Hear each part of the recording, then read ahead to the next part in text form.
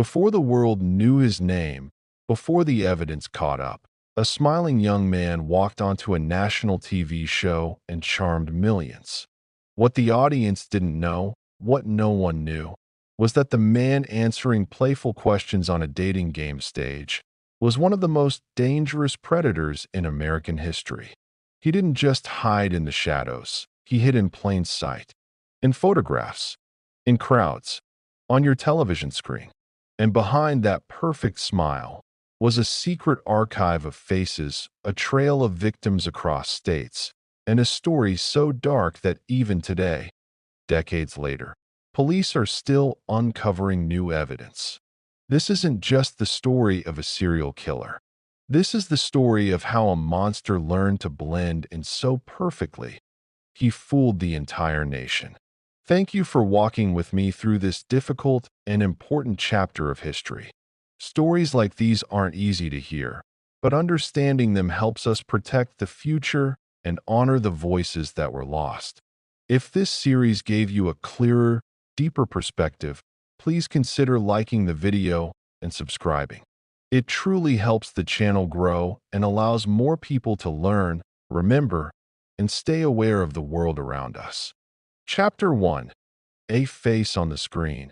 On a quiet evening in 1978, millions of living rooms across America glowed with the soft light of television sets, each screen tuned to a program that promised flirtation, laughter, and harmless entertainment.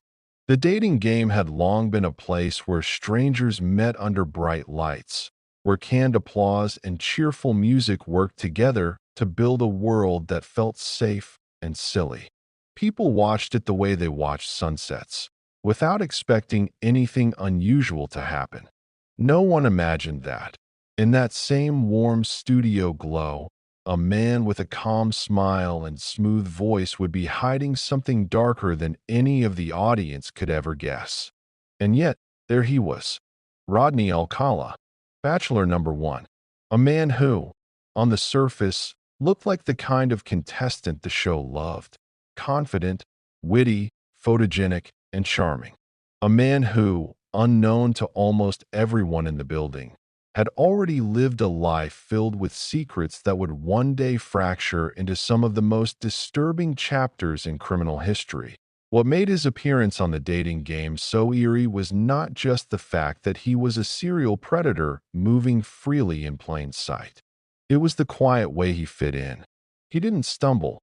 He didn't look nervous. He didn't appear out of place. He sat there as if he belonged completely, as if the bright stage lights were merely soft sunlight he had walked through all his life.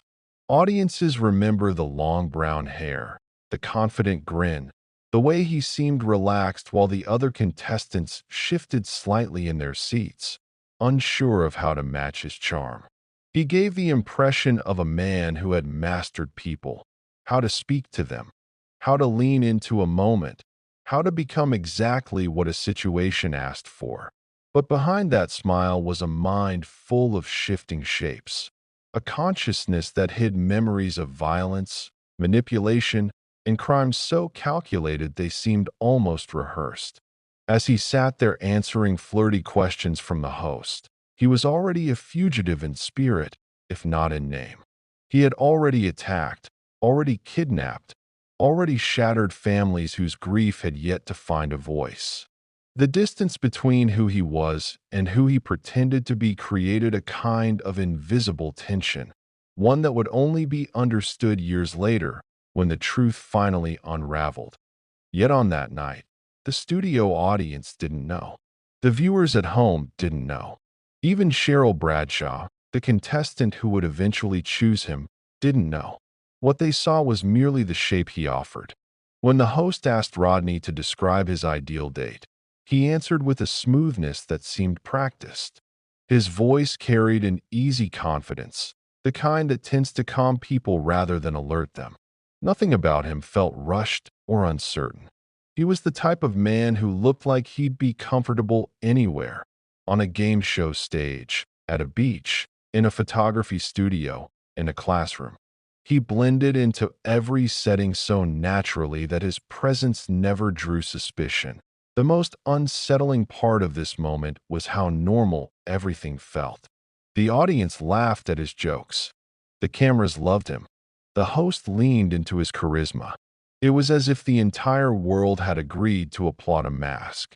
And behind that mask, behind the well-timed smile, was someone who understood visibility far better than most. He knew charm was a shield. He knew attention, if controlled well, made people blind to the subtle wrongness that lingered just underneath the surface. He knew how to adapt his voice so that it sounded warm, how to adjust his posture so that it seemed open, how to carry himself like a man who had nothing to hide. This moment, this episode, would later become one of the most chilling pieces of true crime footage ever recorded. But at the time, it was simply another night. Just entertainment. Just lights, applause, and a man who seemed to belong. No one realized they were watching history take shape, a moment that would one day symbolize how easy it is for danger to appear harmless when wrapped in the right smile. But the strangeness of that night becomes deeper when you imagine the silent contrast. Somewhere out in the world, families were still searching for answers about missing daughters and sisters. Somewhere, police reports were gathering dust, holding clues that had not yet collided with his identity. Somewhere, a girl who had once escaped from him was trying to rebuild herself, unaware that the man who had hurt her was now laughing on national television.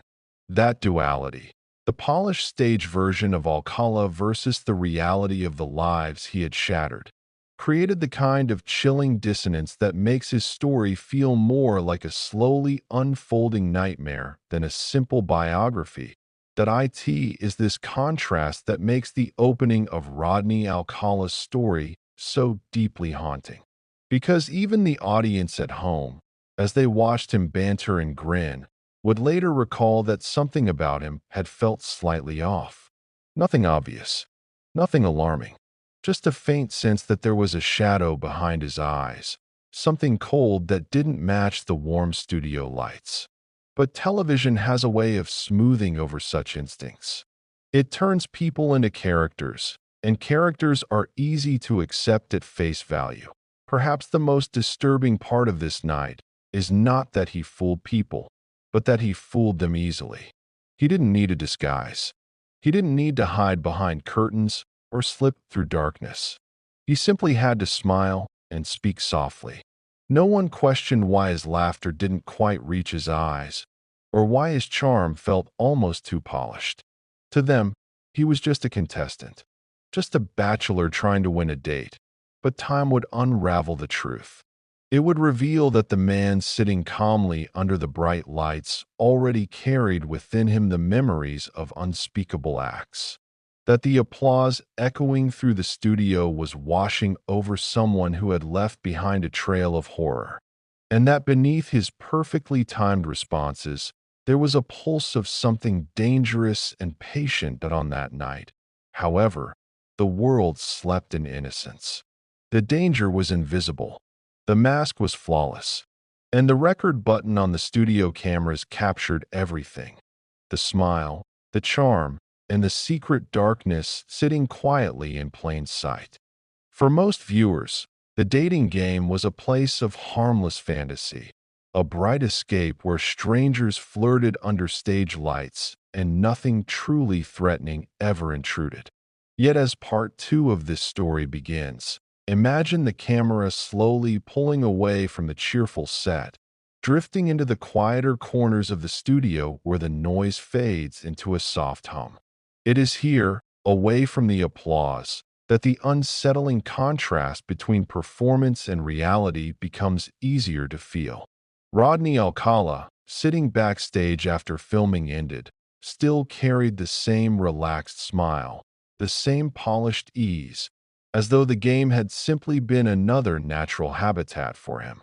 But the moment the cameras stopped, something else settled into his expression, something still, cold, and unreadable. Cheryl Bradshaw, the bachelorette who had chosen him, later described a sudden intuition that something felt wrong. Not a dramatic revelation, Not fear, not panic, just a quiet instinct that whispered to her that his charm was not what it seemed. She had laughed during the taping, answered his flirtations, played along with the show's light-hearted tone, but once the lights dimmed, her intuition sharpened into discomfort. She declined the date he had won, citing reasons that would sound simple on the surface but were rooted in something deeper, a feeling she could not quite explain. This instinct may have saved her life, because if the world had known what Alcala had already done before sitting on that stage, the reaction would have been shock, disbelief, and horror. But that night, the studio staff saw only a mildly disappointed bachelor, smiling politely, thanking the host, and slipping out of the building with an ease that made him almost invisible. No one saw a threat. No one imagined what would come later. And no one realized that the same man who had just been presented as witty and romantic had already lived through crimes that would take decades to fully unravel. The dissonance between his TV persona and his real life was enormous, but the world had not yet learned how to see through his mask. If we drift gently from the studio into the broader landscape of his life at that time, the unsettling picture becomes clearer. Alcala was not a typical criminal. He was intelligent, borderline genius by some measurements, and operated with a detached, methodical patience that made him extremely difficult to detect. He could mimic empathy, mimic flirtation, mimic humor. He knew how to slip into any environment and leave no emotional footprint. His crimes were not impulsive. They were choreographed, planned, shaped by someone who saw people as pieces in a game only he understood. And yet, despite this darkness, he moved through society with an ease that defied logic. After the game show taping, he did not hide. He didn't withdraw from public view.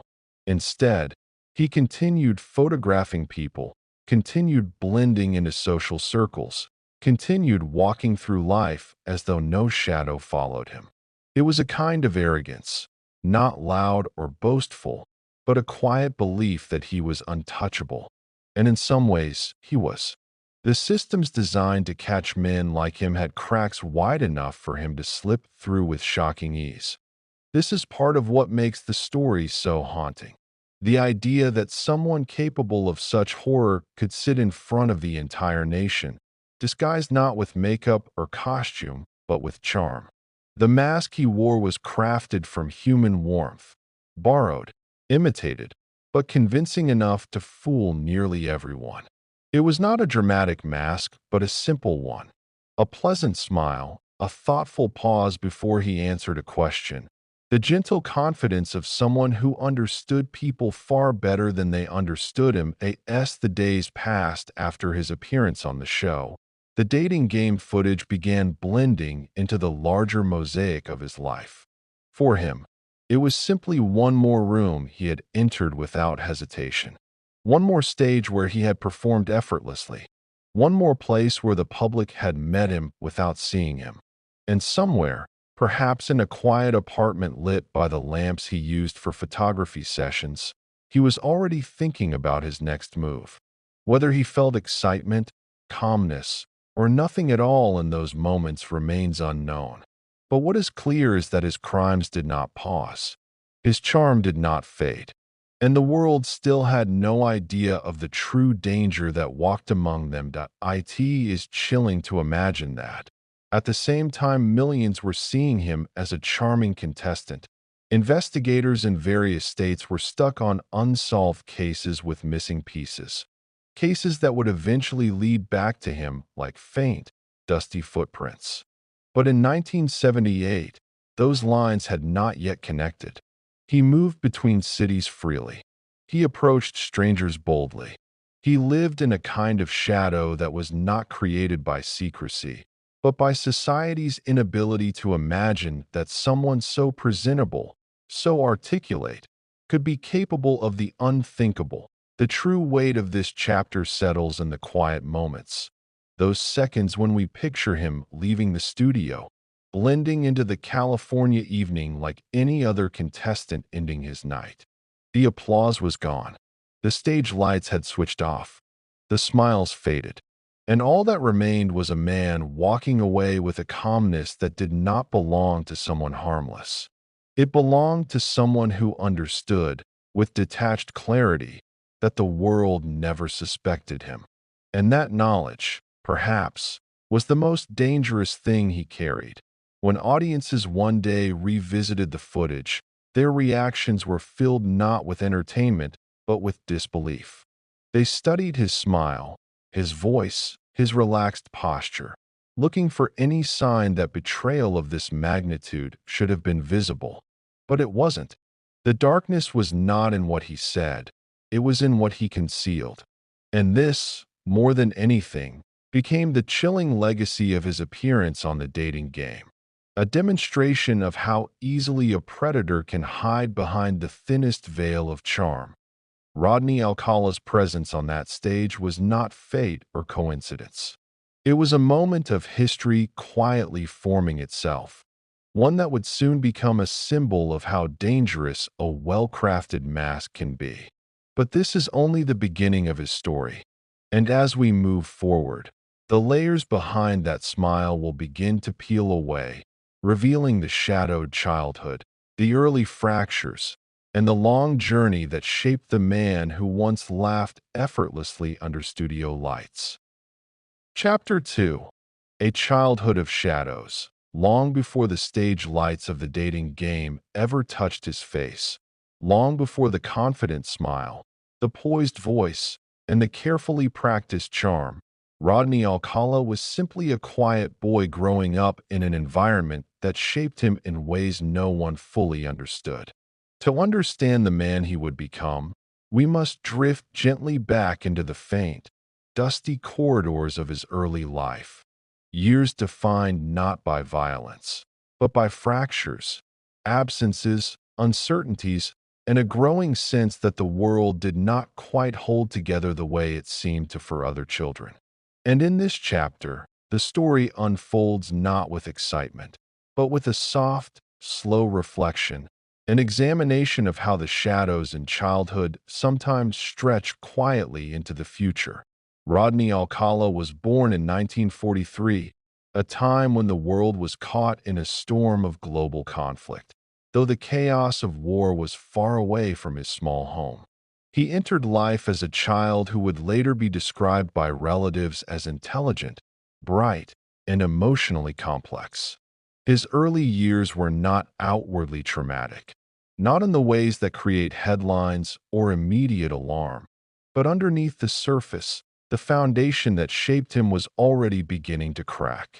His father, a stern and often distant figure, carried within him the weight of a man trying to establish stability but unable to bridge the emotional gaps within his own family. His mother, loving and overwhelmed, tried to balance her children's needs while navigating the tension forming silently between her husband and the world. He struggled to feel connected to that. It was during Rodney's early childhood that his father abruptly uprooted the family and moved them to Mexico City, a change that brought entirely new surroundings, new language rhythms, new social landscapes, and new instability. The transition was confusing, especially for a young boy who craved familiarity. The sound of the city was different. The mood of the household was different. And the feeling of belonging was something that seemed to move just out of reach. The family tried to build a new life, but instead of discovering stability, they found more distance. The move, intended to create a new start, became a place where the cracks widened. Then, in an unexpected and defining moment, Rodney's father left. There was no gentle preparation, no slow transition, no emotional explanation, just an abrupt departure that left Rodney, his siblings, and his mother suddenly alone in a foreign country, struggling with a void that felt larger than simple absence. For a child, the disappearance of a father can create a wound that never fully heals. a quiet loss that does not rage, but instead drifts like a permanent shadow. For Rodney, that departure became a shaping force, a silent fracture inside him that would never quite be repaired. His mother, overwhelmed and determined to protect her children, eventually returned to the United States, settling in Los Angeles, where a new life awaited. But even in this new setting, the emotional echoes of abandonment followed closely behind. Rodney was intelligent, gifted even, but he was also growing more inward, more detached, more skilled at creating internal worlds where he could hide from the discomfort of reality. Teachers sometimes described him as bright but distant, polite but disconnected. He excelled in subjects that allowed him to withdraw into his mind, where control came easily and unpredictability could not reach him. That as he grew older, a different layer began forming quietly inside him, a strange blend of confidence and emotional distance. He learned early that he could impress people with intelligence, with words, with carefully chosen expressions. He understood how to be liked without ever truly connecting. And while most children naturally search for belonging, Rodney's relationship with closeness became complicated, somewhere between desire and rejection. He wanted attention, but not attachment. He wanted admiration, but not accountability. These emotional contradictions did not erupt outwardly. Instead, they settled like slow-growing roots beneath the surface of the boy he was becoming. One of the most significant changes in his development came during his teenage years, when he began shaping himself into someone who could blend effortlessly anywhere. He carried himself with a confidence that others admired, but beneath that confidence was a fragile sense of identity, one that shifted depending on what he wanted others to see. Friends later recalled that he was charming, even magnetic at times, but there was also something about him they couldn't place, an emptiness behind the charisma, as though he performed emotions rather than felt them. It was around this time that he began gravitating toward photography, a world where he could observe life without participating in it. Behind a camera, he could hold power silently. He could frame people however he wanted. He could capture expression without offering emotion. Photography became both a hobby and a refuge, an activity that allowed him to remain present without being vulnerable. The camera became a veil, a tool, a shield. And perhaps, without anyone realizing it then, the camera also became the first object through which his darker impulses began to quietly form. But even as these emotional complexities deepened, nothing in his early life could have predicted the scale of the darkness that would eventually define him. His teachers saw promise. His neighbors saw a polite young man. His peers saw someone with quiet confidence. There were no violent outbursts, no dramatic warnings, no moments that would hint at the future. Instead, there was only the slow, silent development of a personality both intelligent and fractured, charismatic yet detached, longing for control more than connection. When he eventually enlisted in the U.S. Army, seeking structure and purpose, his internal world began to collide with reality. The demands of discipline, the rigid expectations, the emotional strain. These pressures exposed cracks that had long been hidden. He began experiencing psychological distress, moments of confusion, episodes that hinted at a mind struggling to hold itself steady. It was here, in the barracks and training grounds far from home, that the first significant signs of deeper instability emerged. He suffered what was described as a nervous breakdown, an early indicator that something within him was not aligned with the world around him. The Army discharged him on medical grounds, citing mental health concerns. And once again, he returned to civilian life not with clarity, but with more shadows, shadows that seemed to deepen each time he tried to step into structures that asked for emotional stability he did not possess. The boy who had once struggled with the loss of his father, who had learned to wear charm like armor, was now a young man carrying a mind shaped by instability, abandonment, and growing detachment. And behind his calm demeanor, deeper impulses were beginning to take shape, quiet, unspoken, but present, waiting. As we continue drifting through the early landscape of Rodney Alcala's life, the shadows that shaped him begin to expand, not with dramatic crashes, but with the slow, steady weight of unresolved fractures.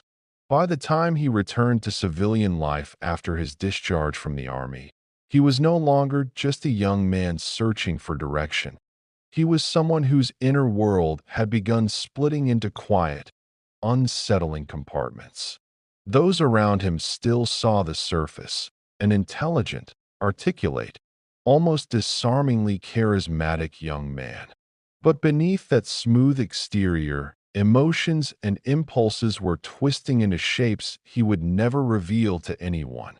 After his discharge, Rodney sought a path that seemed respectable and promising, one that would allow him to reinvent himself.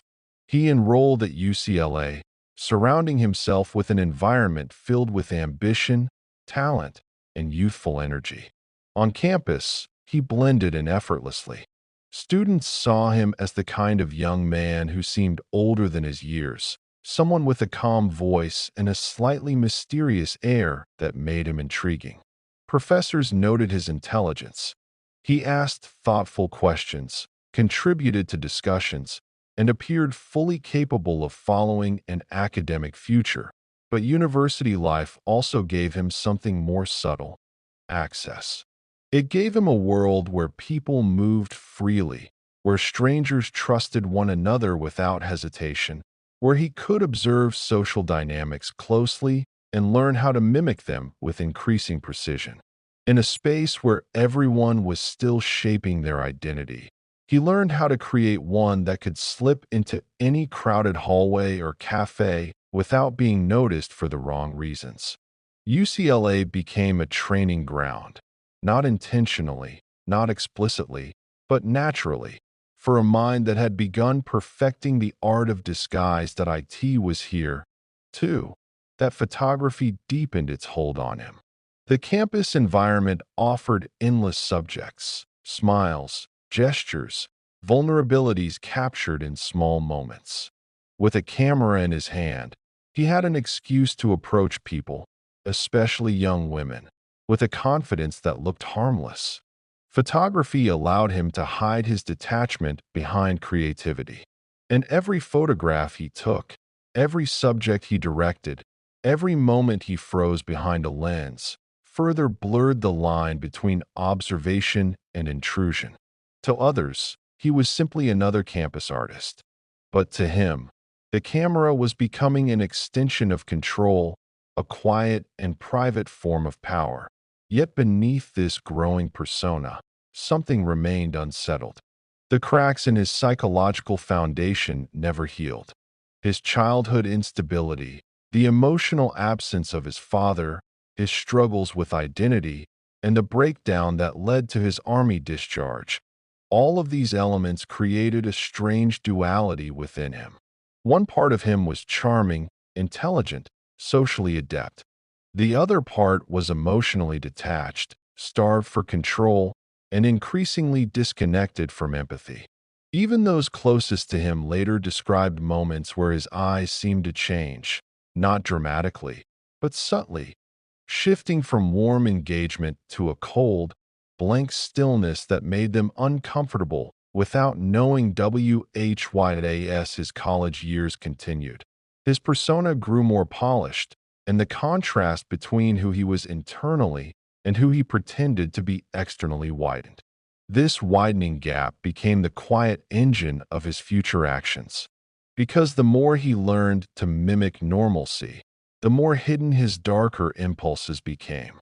The world saw a charming young man, a creative spirit, a person with intelligence and talent. What it could not see was the silent storm forming underneath, a storm with no clear origin, no single cause, but a growing momentum. When he traveled to New York after leaving UCLA, his ability to blend into new surroundings strengthened. The bustling energy of the city provided anonymity, and he seemed to thrive in spaces where no one asked too many questions. He enrolled at NYU's film school under a famous professor, Roman Polanski, which added another layer to his facade. He could now present himself as a filmmaker, a photographer, an artist. New York was a place where reinvention was not only accepted but expected. And for someone like Rodney, who lived comfortably behind masks, it was the perfect environment.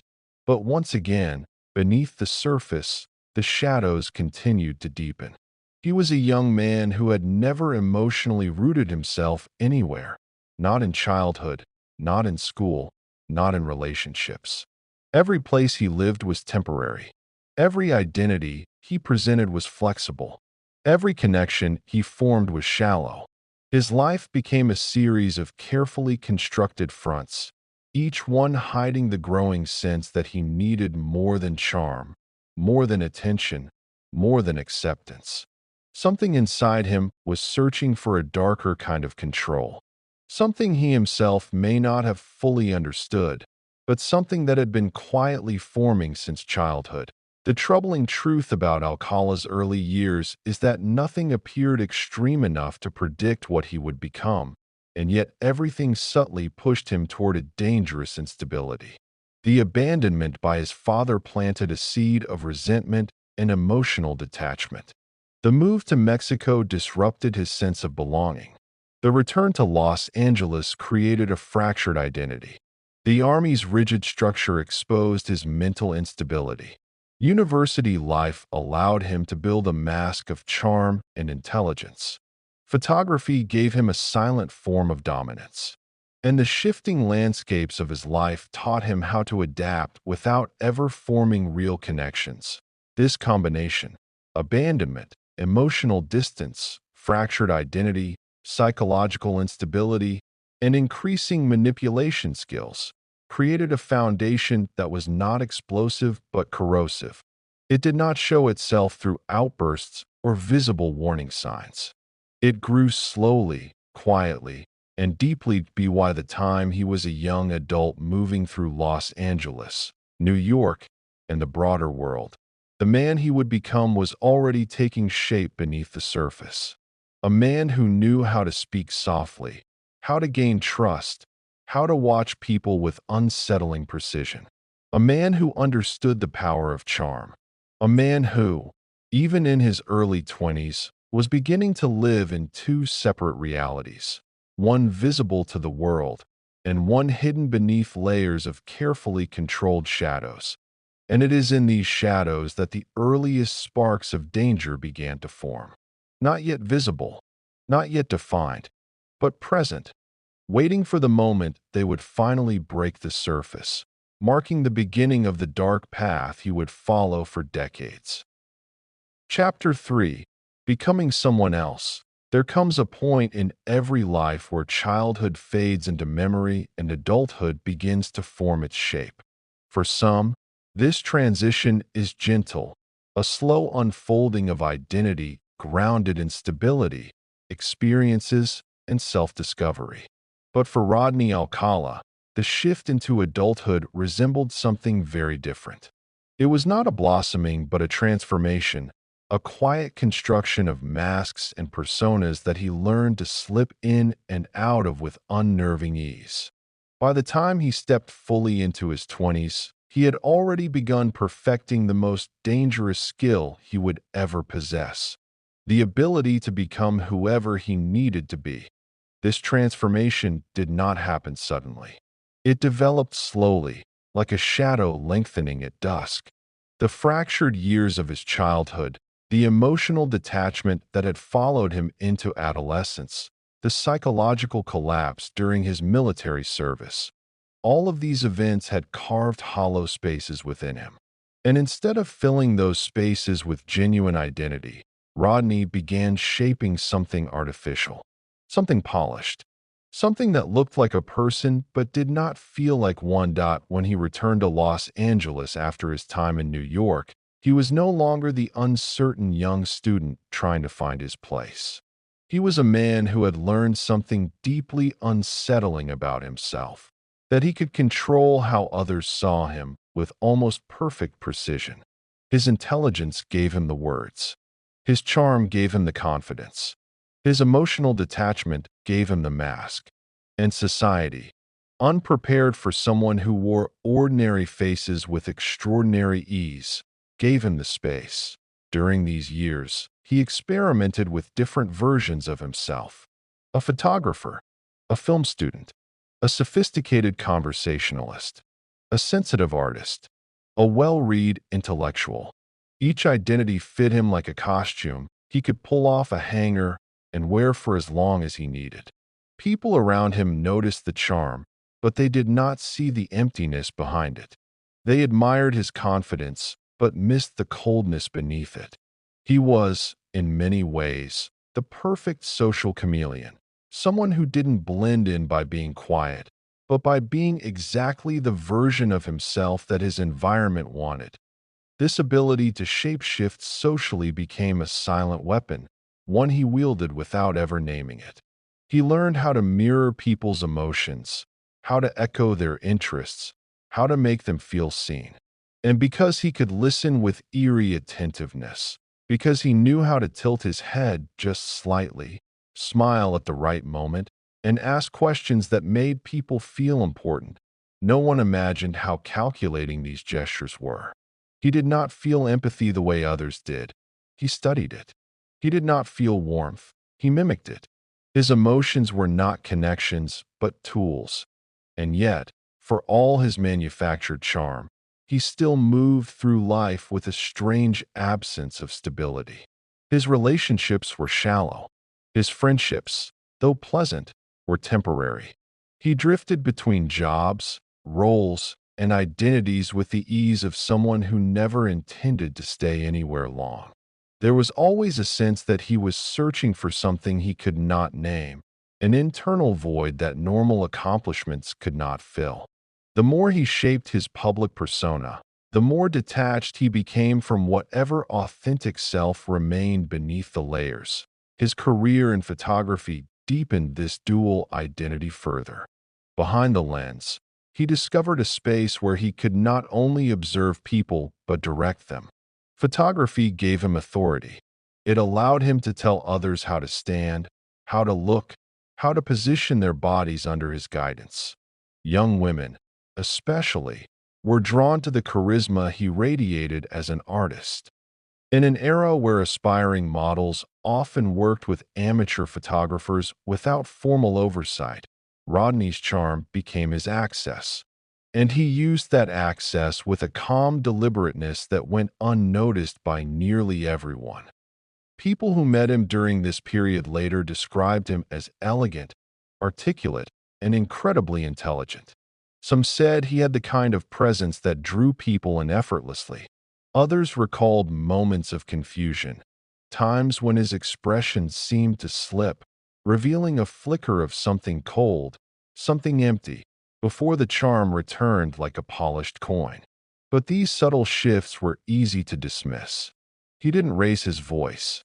He didn't act erratically. He didn't seem dangerous. And that was the most chilling part. He seemed normal. More than normal, he seemed impressive. His mind worked quickly. His manners were refined. His appearance was stylish. In conversations, he could glide between humor, seriousness, and intellectual depth in a way that made others feel they were speaking to someone unusually cultured. But underneath that cultivated exterior, a dangerous reality was taking shape.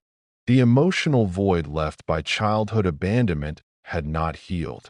The psychological instability that emerged during his military service had not dissipated. Instead, these inner fractures were merging with his growing desire for control. Control over how others saw him, control over how close they could get, control over the truth. He never wanted anyone to know that it was during these years that Rodney began practicing something far more dangerous than manipulation. He began testing boundaries, small moments where he would let just a hint of his true self emerge, only to retreat if the reaction seemed suspicious. He became skilled at reading micro-expressions, sensing discomfort, and adjusting his persona instantly. It was as though he were conducting ongoing experiments, learning how far he could push before the mask cracked. This slow evolution from a troubled young man into a skilled manipulator marked the beginning of his transformation into someone far more dangerous. His childhood had shaped the wounds. His adolescence had shaped the detachment. But adulthood, especially this early adult period, shaped the mask. By the time he moved through Los Angeles with the confidence of a man who believed he could be anyone he wanted to be, his transformation was nearly complete. The world saw charm. He carried something else entirely. Something patient. Something calculating. Something waiting. What he became next would no longer be shaped by shadows from the past, but by the choices he made in the present. Choices that would soon lead him down a path from which there would be no return. As Rodney Alcala stepped further into adulthood, the distance between who he appeared to be and who he truly was continued to widen. The transformation was gradual, subtle, and so carefully layered that no single moment betrayed the complexity beneath. He became a man who lived behind doors, some visible, some hidden, some locked so deeply within himself that no one around him ever imagined they existed. And as this second part of the chapter unfolds, we drift deeper into the space where his masks, his manipulations, and his evolving impulses began merging into something that no longer resembled ordinary deception, but something far more dangerous. During these years, Alcala's intelligence became one of his strongest tools. He wasn't simply clever. He possessed an impressive, almost unnerving ability to absorb information quickly and use it to his advantage. He understood people in a way that made them feel seen. But this understanding came not from empathy, but from observation, careful, analytical, and detached. He watched how people reacted to certain tones of voice, how they softened to compliments, how they trusted confidence even when it was unearned.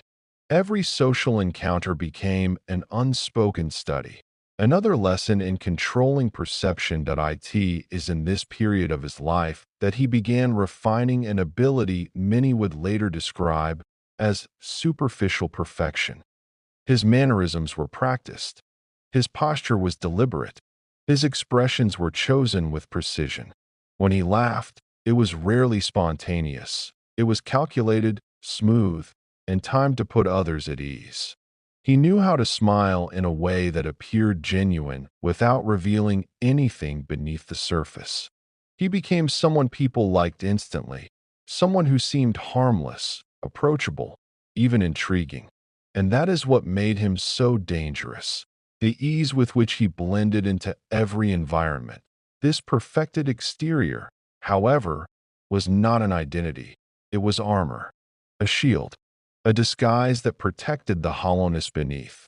Deep inside, Rodney was becoming increasingly disconnected from ordinary human emotions. He could imitate affection, but he couldn't feel it. He could create trust, but he couldn't honor it. He could charm, but he couldn't care. The more he learned to control social situations, the more detached he became from the people within them. Photography only deepened this duality. It provided him with a world where he didn't have to participate emotionally, only direct, observe, and control.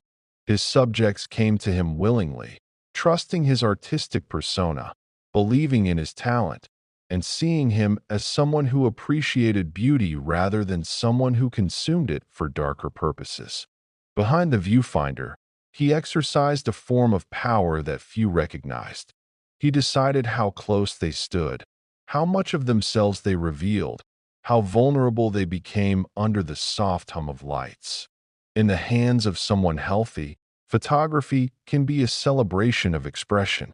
In the hands of someone like Rodney, it became an opening, an invitation into a private world where he held absolute authority. His collection of photographs grew. Hundreds of faces, young women, teenagers, sometimes even children, captured in moments where their guard was down, where they believed they were safe. Most of them had no idea that their image would one day become part of one of the most chilling discoveries in American criminal history. But at this point in his life, the photos were only for him. A secret archive, a private reflection of the world he preferred, a world where he dictated the terms, controlled the narrative, and shaped reality through a lens that no one else could see through. The transformation into someone else, someone polished but hollow, was nearly complete. But this transformation did not occur without consequences. As the internal void widened, so did the impulses that lived inside it. His desire for control grew stronger, expanding quietly into darker fantasies that his outward persona concealed effortlessly. Those who interacted with him sensed something unusual occasionally.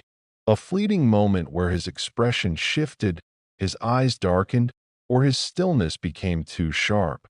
But the human mind is naturally inclined to explain away such impressions. People dismiss these moments as quirks, as odd moods, as nothing worth remembering. But these micro-moments were not simply quirks. They were glimpses of the psychological storm inside him, a storm that had been forming since childhood and was finally beginning to surface, even if only in the smallest cracks. The man who could charm strangers with ease was the same man who felt an increasing need to dominate, to manipulate, to push boundaries that no ordinary conscience would allow him to cross. During his time moving between Los Angeles and New York, this dual nature became especially pronounced. He lived multiple lives at once. The friendly neighbor, the talented photographer, the sophisticated conversationalist, the charming student, the mysterious stranger at parties. Each version of himself fit the situation perfectly, and because no one ever compared these personas side by side, no one noticed the inconsistencies. He could be soft-spoken in one setting and bold in another.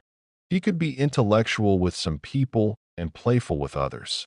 It was not versatility, it was emotional mimicry. But there was one thing he could not imitate: genuine connection. His relationships remained shallow, transactional, or entirely imagined.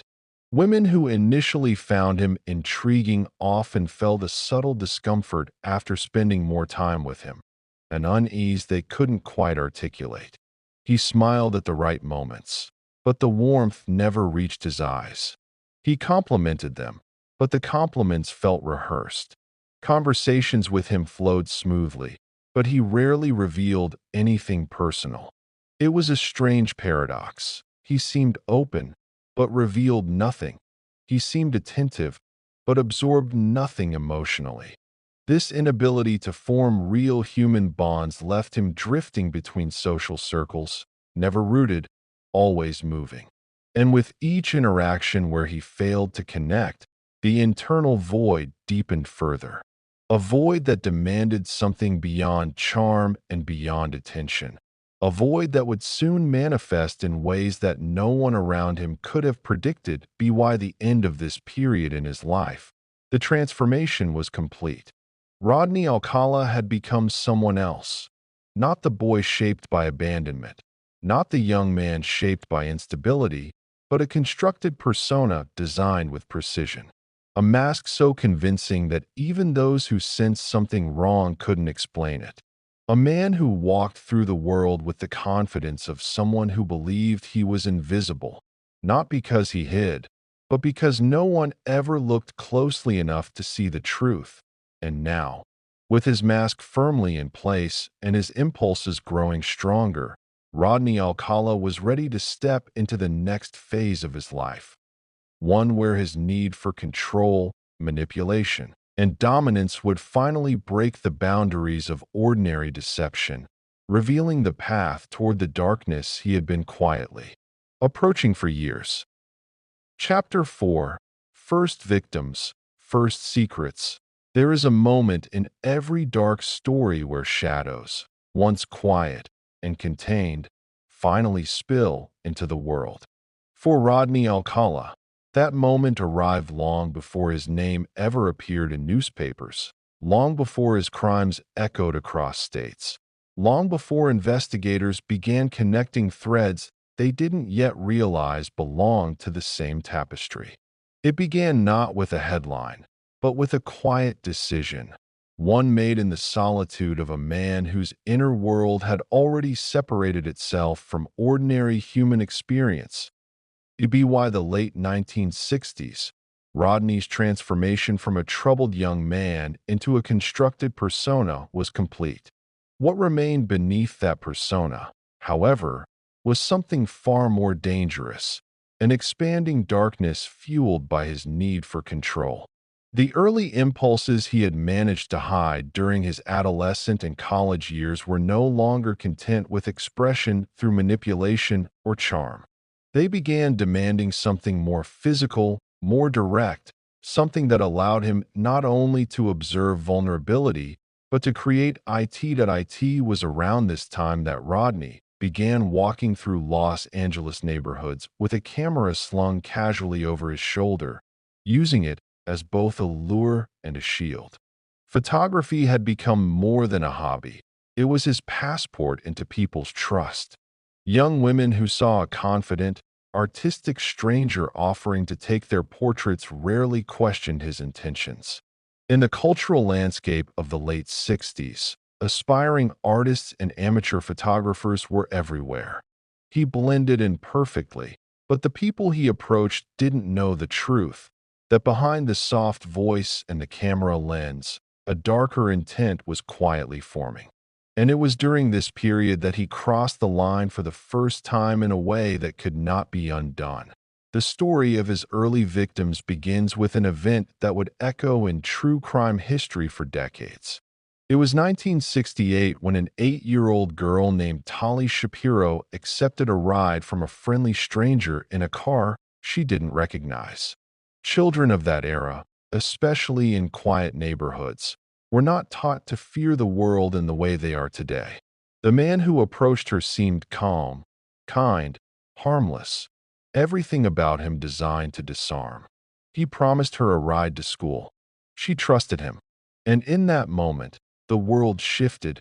Inside his apartment, the mask slipped. The charm fell silent.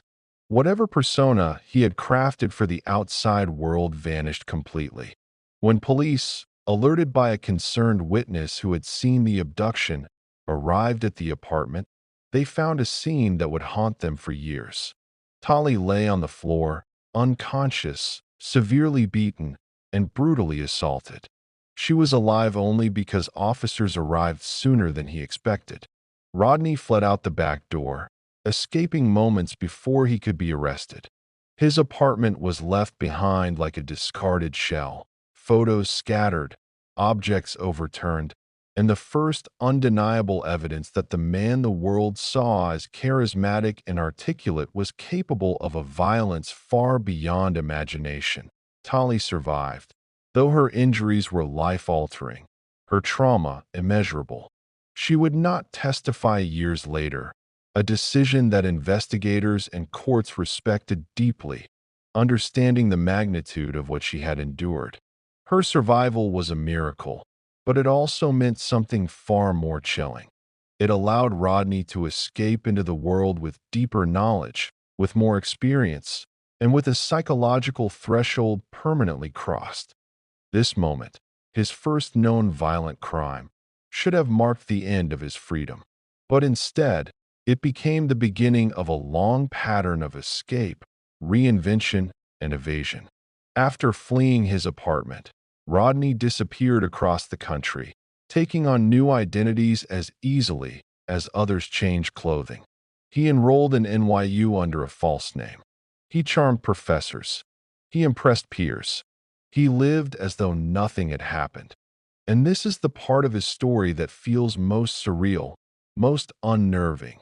The world had no idea that the polite young film student attending lectures in New York was the same man who had nearly taken a child's life in California.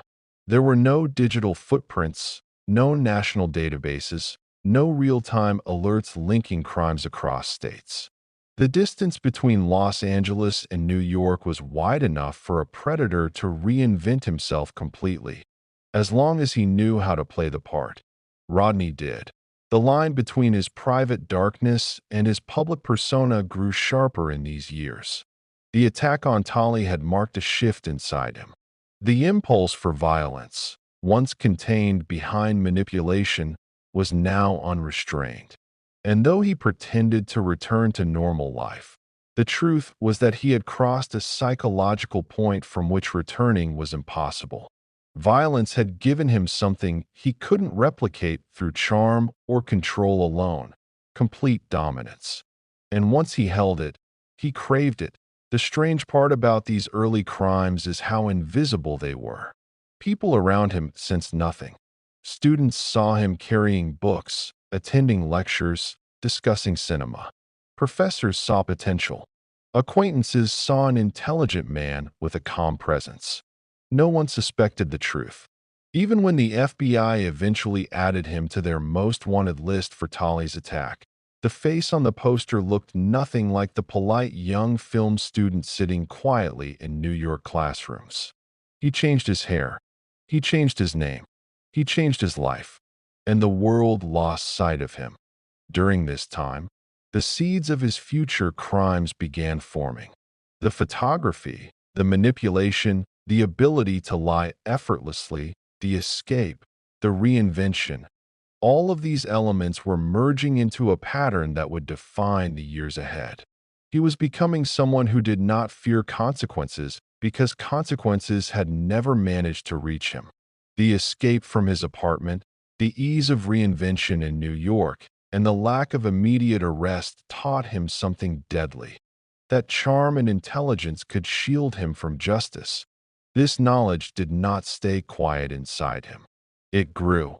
And as the decade turned, as he continued moving through life with the confidence of a man who believed he could slip through any system, his impulses deepened. The mask grew tighter. The secrets grew darker. And the world remained unaware that one of its most dangerous predators was living among them, unnoticed, unchallenged, and unafraid. When Rodney Alcala fled his Los Angeles apartment after the attack on Tolly Shapiro, he didn't look back. Not because he felt fear, but because he felt something far more dangerous: confidence. The escape had reinforced a belief that had been forming inside him since childhood, that he could outrun consequences simply by becoming someone else. And with every mile that separated him from the crime scene, that belief grew stronger, settling deep into the core of who he was becoming. But escape did not erase what had happened in that apartment. It was the first undeniable manifestation of the darkness that had been quietly expanding inside him for years. The brutality of the attack, the cold precision with which he had lured her inside, the lack of hesitation, the coldness in his choices. These were not the actions of someone who acted impulsively or lost control. They were the choices of someone who had crossed an internal threshold and discovered something inside himself that he felt no need to hide anymore. Yet even as law enforcement searched for him, as flyers with his sketches pinned to stations and borders, Rodney continued slipping into new identities with disarming ease. After fleeing California, he drove across several states, eventually landing in New York City, a place where reinvention was not only possible but expected. It was a city of millions, a world of artists, immigrants, students, drifters, and dreamers. People arrived every day with new names, new lives, new ambitions. In such a place, Rodney didn't stand out. He blended in like a shadow moving across a crowded street. Under the alias John Berger, he enrolled at New York University's film school. His acceptance into the program surprised no one.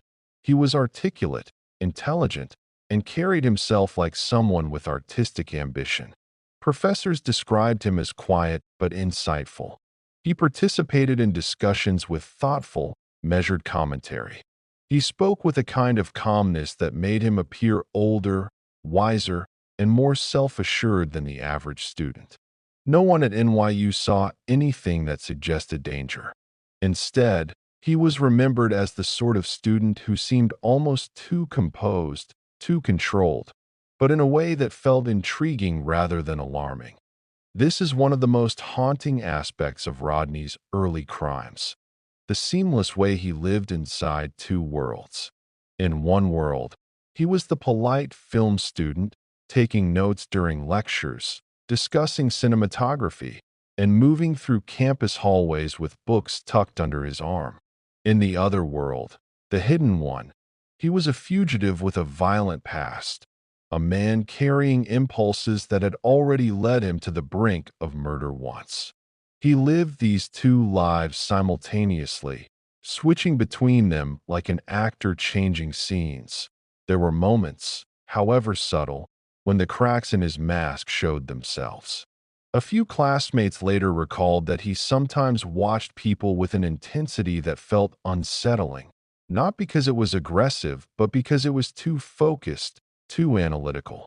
He had a way of studying someone's expressions as though he were trying to map out their weaknesses, their reactions, their fears. It was a gaze that lingered a second too long, a gaze that seemed to dissect rather than admire. But at the time, people dismissed it. Artists were often eccentric. Film students, even more so. If he seemed a little strange, a little intense, a little too introspective, it was chalked up to personality rather than a warning. While Rodney built his new life in New York, the FBI continued searching for him.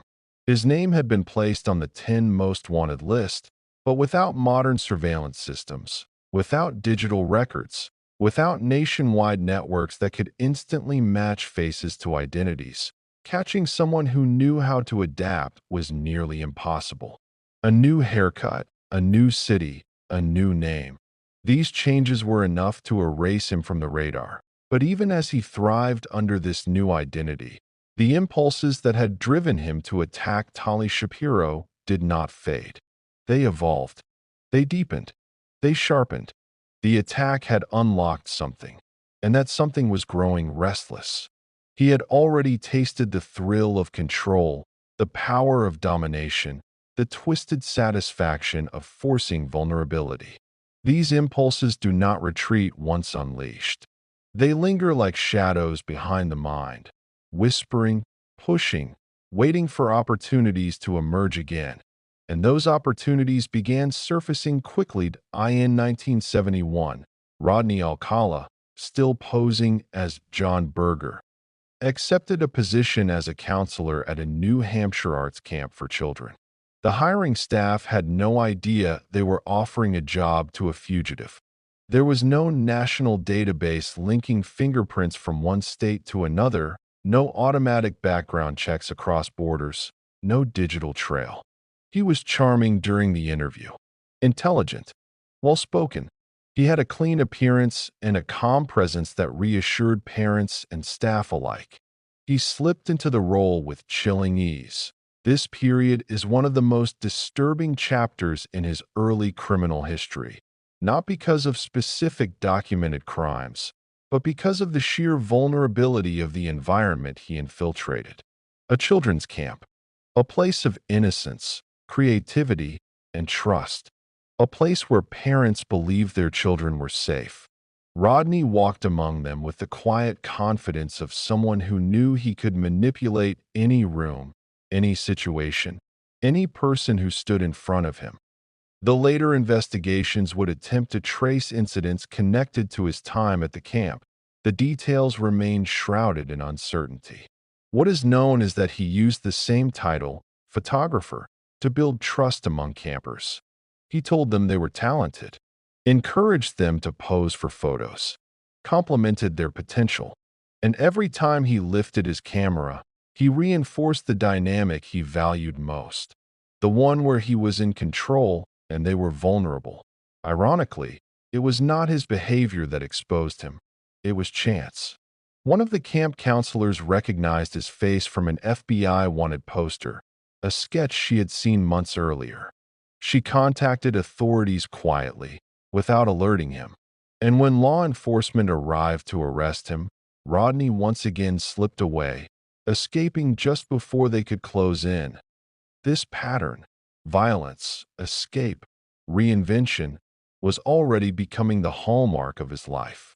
Each escape strengthened his belief that he was untouchable. Each reinvention fed the delusion that he could outrun consequences indefinitely. And each crime he committed deepened the dark impulses that would one day define him as one of the most chilling predators in American history. But at this early stage, the world still had no idea what it was dealing with. Investigators saw a fugitive attacker. Schools saw a talented student. Camps saw a charming counselor. And all the while, Rodney kept moving, like a shadow drifting through states, through identities, through lives, carrying secrets that were beginning to multiply. He had crossed the threshold with his first known victim. And now, the path ahead of him was no longer a question of if he would strike again, but when. Chapter 5. The Master of Disguise. By the early 1970s, Rodney Alcala had slipped into a pattern of life that made him nearly impossible to catch. He was no longer just a fugitive. He was a man who could dissolve into any environment, reshaping himself with the ease of a seasoned actor slipping into a new role. Each state he entered, each city he passed through, each alias he carried became another layer in a growing labyrinth of identities designed to keep the world from ever truly seeing him. And this is where the story of the Master of Disguise truly begins, not with dramatic chases or sudden revelations, but with the quiet genius of a predator who understood how to manipulate perception itself. His ability to reinvent himself wasn't theatrical. He didn't wear costumes or adopt absurd personas. His disguises were subtle, psychological, and meticulously crafted. He understood human nature enough to know that people rarely question someone who appears confident, stable, and articulate. Most predators hide behind shadows. Rodney hid behind charm. He didn't shrink from attention. He shaped it, controlled it, used it to create a version of himself that blended seamlessly into whatever world he stepped into. In New York, he had been the thoughtful film student, a man who spoke quietly and carried himself with understated sophistication. In New Hampshire, he was the friendly counselor, the artistic mentor, the man who encouraged children's creativity. Later, when he drifted through other states under new aliases, he became the photographer, the tutor, the drifter with a kind smile. Each version of himself felt complete because he knew how to mirror the expectations of the people around him. A master manipulator doesn't force their way into trust, they glide into it. And Rodney glided flawlessly. After fleeing New Hampshire to avoid arrest, he returned once again to California. The distance between states gave him confidence. The lack of interconnected law enforcement systems gave him opportunity. And the new identity he had adopted, still going by John Berger, gave him the illusion of a clean slate. He was, in a deeply disturbing way, comfortable. He understood now that the world's weaknesses were not hidden, they were in plain sight. People didn't look closely. People wanted to believe the best. People trusted their instincts, even when instincts were flawed, and Rodney's instincts were not flawed. They were sharpened. In Los Angeles, he began drifting between various jobs, some official and others that relied on casual trust rather than verification. He knew how to speak to employers, how to present himself as capable, how to appear dependable. These roles were stepping stones. temporary places where he could watch people, learn mannerisms, gather information, and refine his external persona. But the most powerful disguise he ever wore was the one that made him look safe. Safety, after all, is the most effective illusion a predator can create. During this time, his impulses continued to escalate. The attack on Tali Shapiro had been the first crack in the surface, the moment the violent fantasies inside him had emerged into the physical world. His escape afterward, and the ease with which he reinvented himself in New York, had strengthened the dangerous belief that he could do anything and get away with it. He began approaching women using the same techniques he used as a photographer, with confidence, with calmness, and with the subtle implication that he could make them feel special. Some of these women would later recall that he seemed unusually focused when he spoke, as though he were studying them instead of simply conversing. Others described a strange sensation, a quiet discomfort when left alone with him, even though he never said anything overtly threatening. His charm was polished, but the emptiness behind it sometimes slipped through, and when it did, it left a faint unease that people struggled to articulate. Still, no one suspected the truth. No one imagined that the man who strutted with artistic poise could be capable of brutality. His disguises were too seamless, too convincing. He exuded intelligence, confidence, and emotional control, qualities that disarmed suspicion instantly. But beneath these masks, his darker motivations grew sharper. He was no longer content with simple manipulation. His fantasies had grown louder, more detailed. He wanted control, domination, and the thrill of holding someone's life in his hands. He wanted to play with identity not just for himself, but for his victims, to dictate not just their fate, but the narrative of who they were in their final moments. These desires formed not suddenly, but gradually, shaped by his ability to slip through society unnoticed. At this stage of his life, Rodney wasn't just hiding. He was evolving. The disguises he wore weren't only for protection.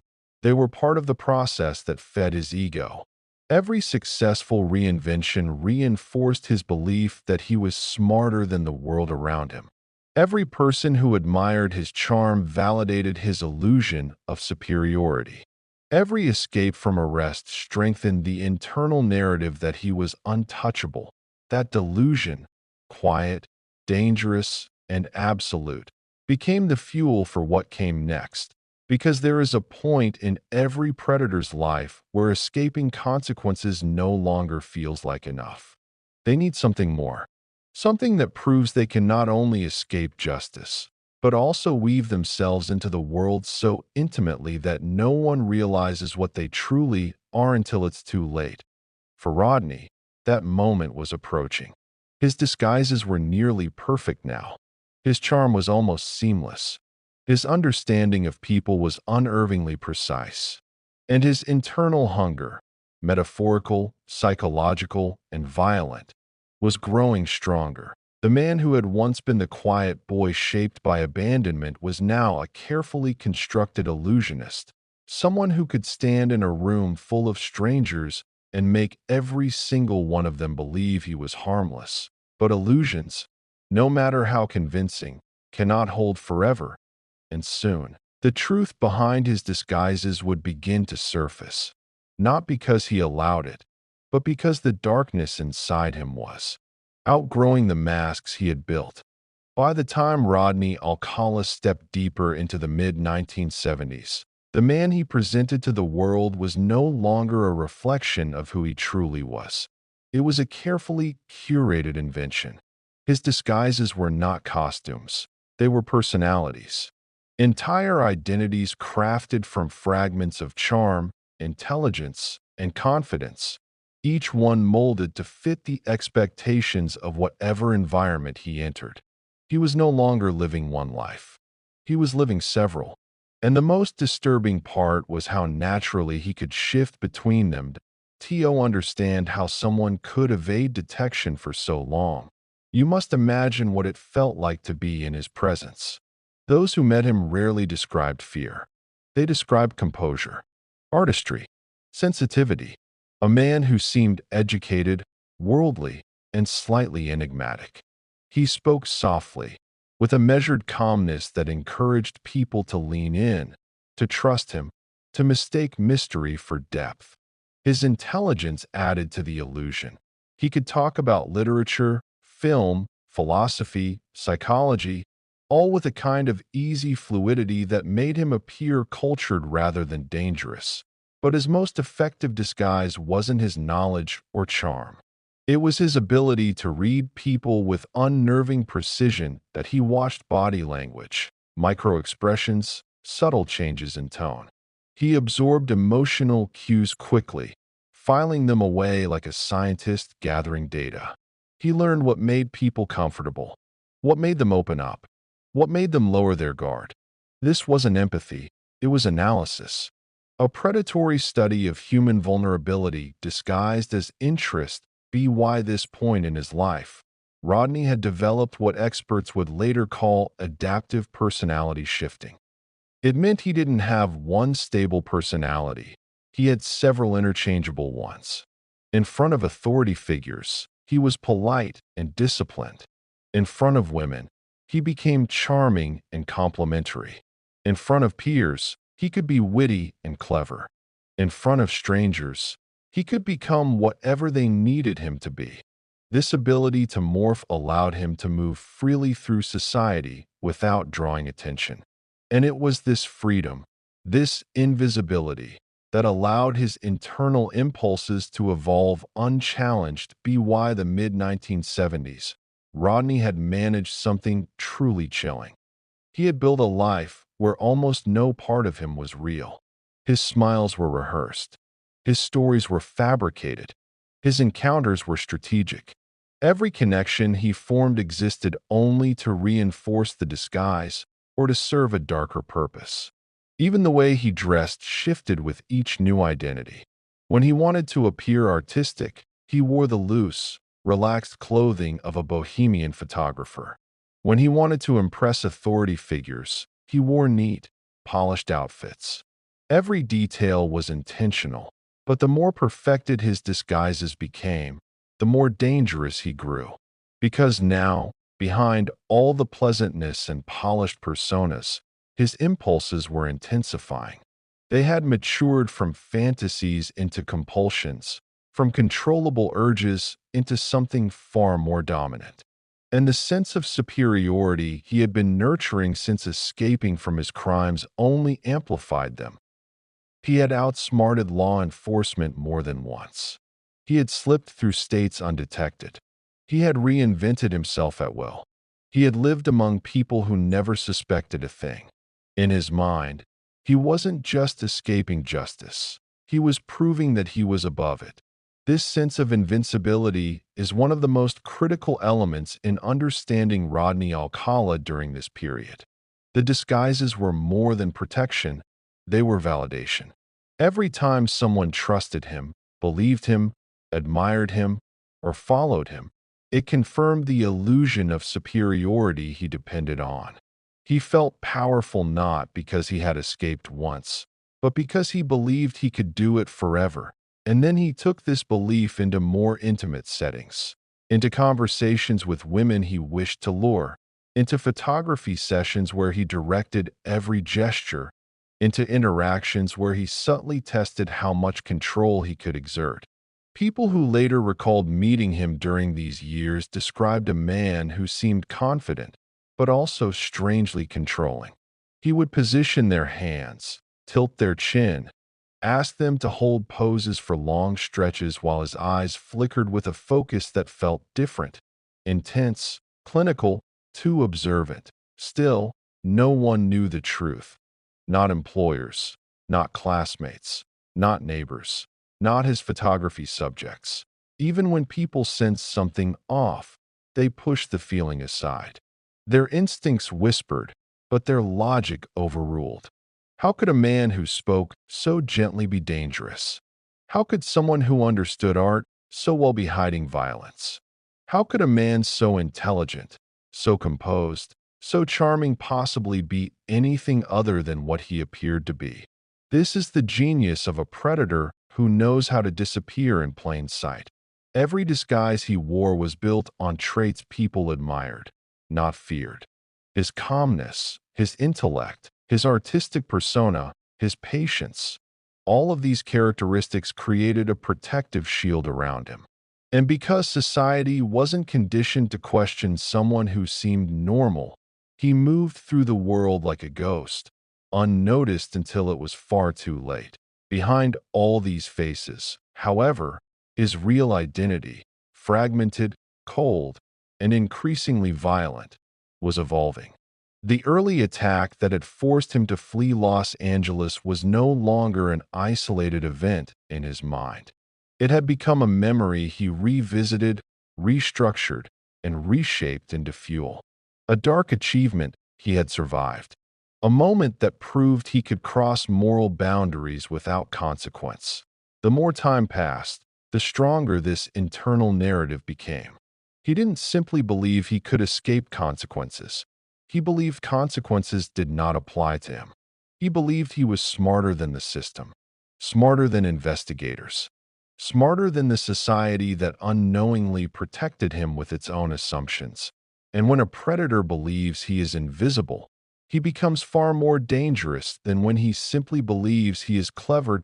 As the decade progressed, Rodney's disguises did not fade, they multiplied. And with each new identity he mastered, the person beneath them became harder to recognize, even to himself. The layers of charm and calmness became so practiced that they fused together into the illusion of a man who didn't just hide his darkness. He erased it. But darkness never stays erased for long. And soon, the masks he wore would collide with impulses he could no longer contain, setting the stage for the next chapter in his life. One where his control would take a more violent, more calculated, and more devastating form than ever before. Chapter 6. A Camera as Allure. By the time Rodney Alcala moved fully into the mid-1970s, the camera he carried everywhere had evolved far beyond a simple artistic tool. To the outside world, it was harmless, a symbol of creativity, curiosity, and the artistic culture that flourished across Los Angeles and New York. But to Rodney, the camera had become something else entirely. It was a doorway, a key, a shield, and most disturbingly, a lure that allowed him to access the kind of vulnerability he sought with quiet, deliberate precision. Photography had always appealed to him because it was a world built on observation. A place where the photographer dictated the angles, the lighting, the mood. A world where subjects were encouraged to follow instructions, hold still, trust the person behind the lens. The power dynamic was subtle, but unmistakable, and Rodney understood that dynamic better than almost anyone else in his orbit. To him, photography wasn't an art form. It was a structure of control that he approached women and young girls with the ease of someone who knew how to make his intentions appear harmless. His pitch rarely changed. He was working on a portfolio. He admired their look. He thought they photographed beautifully. He wanted to help them get modeling experience. His tone was calm, his smile carefully measured, his voice soft enough to lower suspicion. And because the world had not yet learned to be wary of strangers offering creative opportunities, many accepted his invitations without hesitation. When they posed for him, they believed they were stepping into an artistic space. Rodney let them think that. He encouraged them to laugh, to relax, to think of the camera as their friend.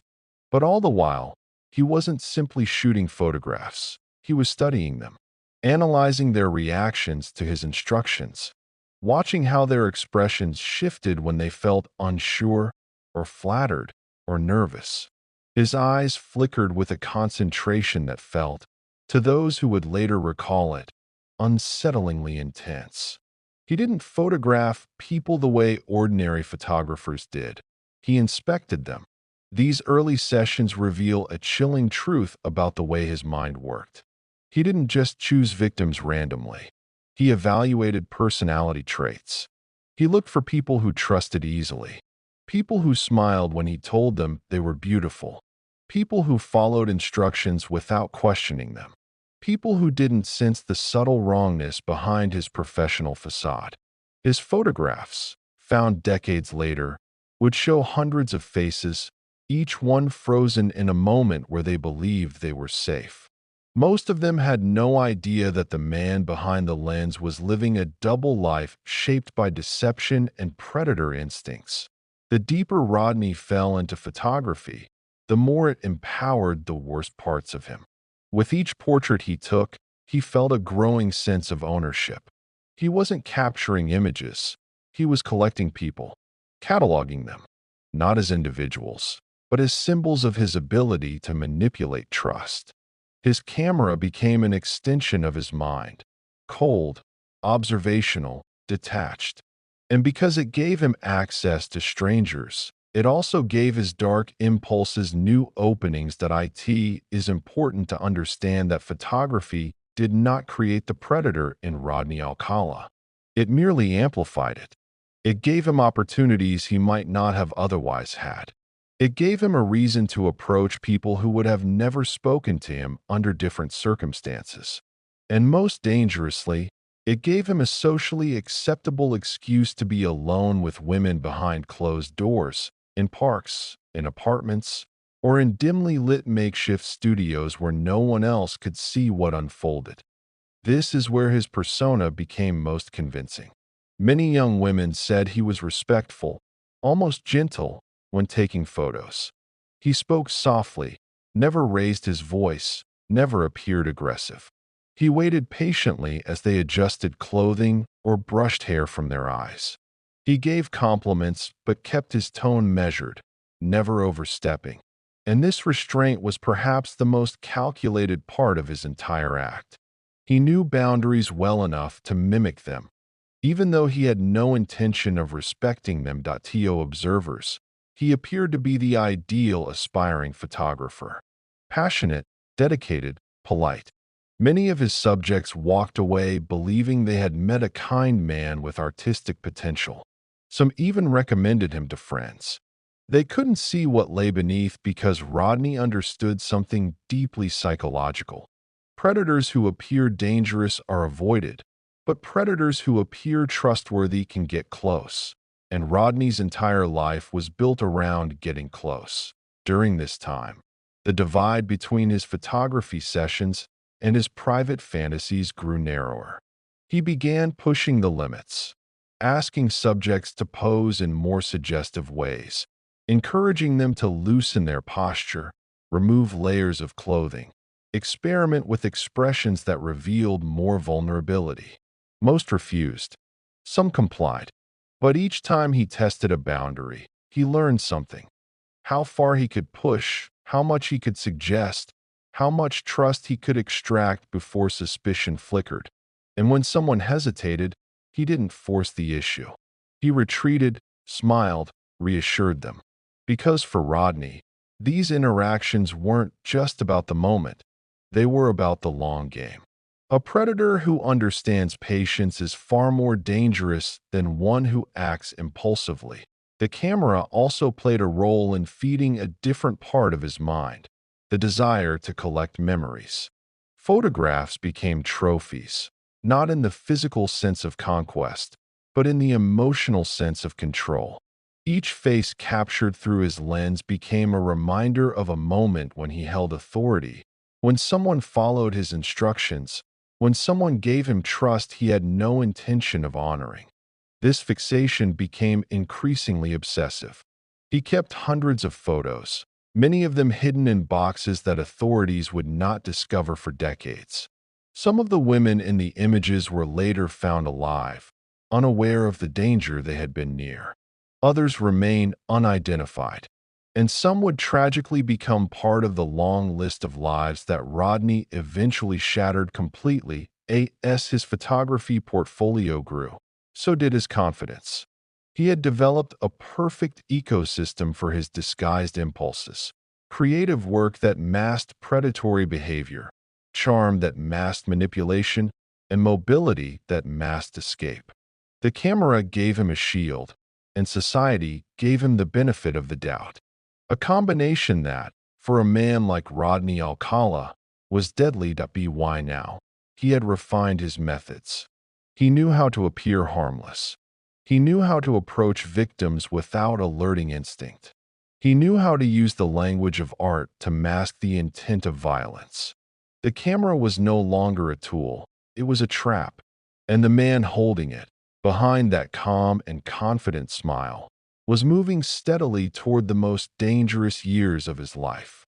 As Rodney Alcala stepped further into the mid-1970s, the camera had become not just an extension of his hand, but an extension of his identity, a perfect disguise for a predator who thrived on invisibility. To understand how deeply this tool became woven into the fabric of his crimes, we must imagine how others saw him during this time. A man carrying a camera wasn't suspicious, it was artistic, innocent, creative. Unlike a weapon, which reveals intent, a camera concealed it beautifully, allowing Rodney to drift through the world collecting faces, vulnerabilities, and secrets with no one questioning his motives. But behind the lens, something darker stirred. When Rodney photographed someone, his posture shifted, his voice changed, his eyes sharpened. Witnesses would later describe how he seemed to fall into a trance-like focus, one where he studied his subject with an intensity that felt too deep, too penetrating, too consuming. He wasn't admiring beauty. He was assessing it, calculating it, measuring how much power he had over the person in front of him. Every frame he captured fed a part of his mind that didn't seek connection but domination. Across Los Angeles, Rodney became a familiar figure in public places where young women felt safe. Beaches, parks, college campuses, shopping districts. He knew how to approach quietly, offering compliments that felt flattering but not overwhelming. He introduced himself as a professional photographer building a portfolio. He claimed he could help aspiring models. And because he possessed that strange, deceptive charm that appeared gentle on the surface, many agreed to let him take a picture or two. Some only posed briefly in public. Others followed him to more private spaces, places where his smile remained warm, but the air subtly changed. They never sensed the danger because Rodney understood exactly how to maintain the facade. He knew how to keep his voice calm, how to keep his gestures controlled, how to smile without revealing the cold calculation behind his eyes. He was not impulsive. He was meticulous. And this patience made him far more dangerous than predators who relied on sudden violence. The more confident he grew in using photography as his lure, the more he refined the process. He began carrying a portfolio filled with images, some innocent, others disturbingly intimate, pretending that he had been entrusted by many before. These photos became his credentials, his persuasive tool, his silent endorsement. When women asked if he was legitimate, he simply opened the folder and let them see the faces of those who had once trusted him too. They saw other young women smiling. They saw teenagers posing proudly. They saw expressions that suggested the photographer behind the lens must have been kind, encouraging, safe. They didn't realize that many of these subjects had no idea their photos had been kept. Some had posed briefly in public and never imagined their images had become part of a private archive. Others vanished from memory entirely, their names unknown, their stories lost. The portfolio wasn't a collection of accomplishments. It was a collection of opportunities that Rodney's growing archive of photos also fueled something else inside him. A quiet, carefully protected obsession. He kept every image, no matter how blurred, imperfect, or casual. The pictures were more than memories. They were possessions. evidence of moments where he had controlled the narrative entirely. Every photo was a frozen moment in time where he held power and his subject held none. Without knowing it, these women had stepped into the private world of a man who saw them not as people, but as reflections of his ability to deceive. This control deepened his dual identity. By day, he was the charismatic photographer who moved through public parks taking portraits for fun. By night, he retreated to his home and sorted through stacks of photographs like someone reviewing trophies from a game only he fully understood. Some images were innocent, others inappropriate, some deeply troubling. But to him, they were all pieces of a larger pattern forming inside his mind, one that blended manipulation with ambition, fantasy with reality, desire with domination. People who escaped his presence often described in unsettling detail. When Rodney took photos, he almost never broke eye contact. He stared in a way that felt too focused, too knowing, too invasive. And yet, because he never raised his voice, never acted aggressively, and never gave overt reason for alarm, most dismissed the discomfort as shyness or artistic intensity. They couldn't name the wrongness, so they ignored it. And Rodney relied on that. He depended on people to silence their instincts, because instincts were his only real enemy. During this time, his mobility increased dramatically. He traveled up and down the California coast, always with his camera bag at his side, always scanning crowds for new faces. His disguises were not physical, they were behavioral. He could appear as a soft-spoken artist one day and a confident conversationalist the next. He adjusted himself according to what each person needed to see. If someone seemed timid, he became gentle. If someone seemed assertive, he became witty and engaging. He changed his mannerisms the way others change expressions. This ability to become whoever he needed to be allowed him to build trust quickly. Women who initially hesitated often found themselves relaxing around him, unaware that the man they were smiling at had already begun analyzing their vulnerabilities, their responses, their likelihood of resisting or escaping. But it wasn't just the photography that made him dangerous. It was the way he used it to unlock deeper fantasies.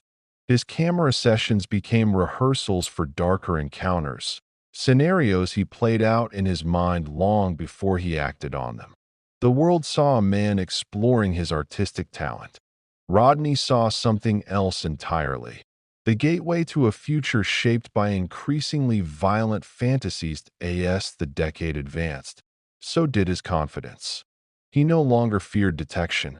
He believed he was untouchable, that no one truly saw him, that the disguises he wore were strong enough to protect him forever.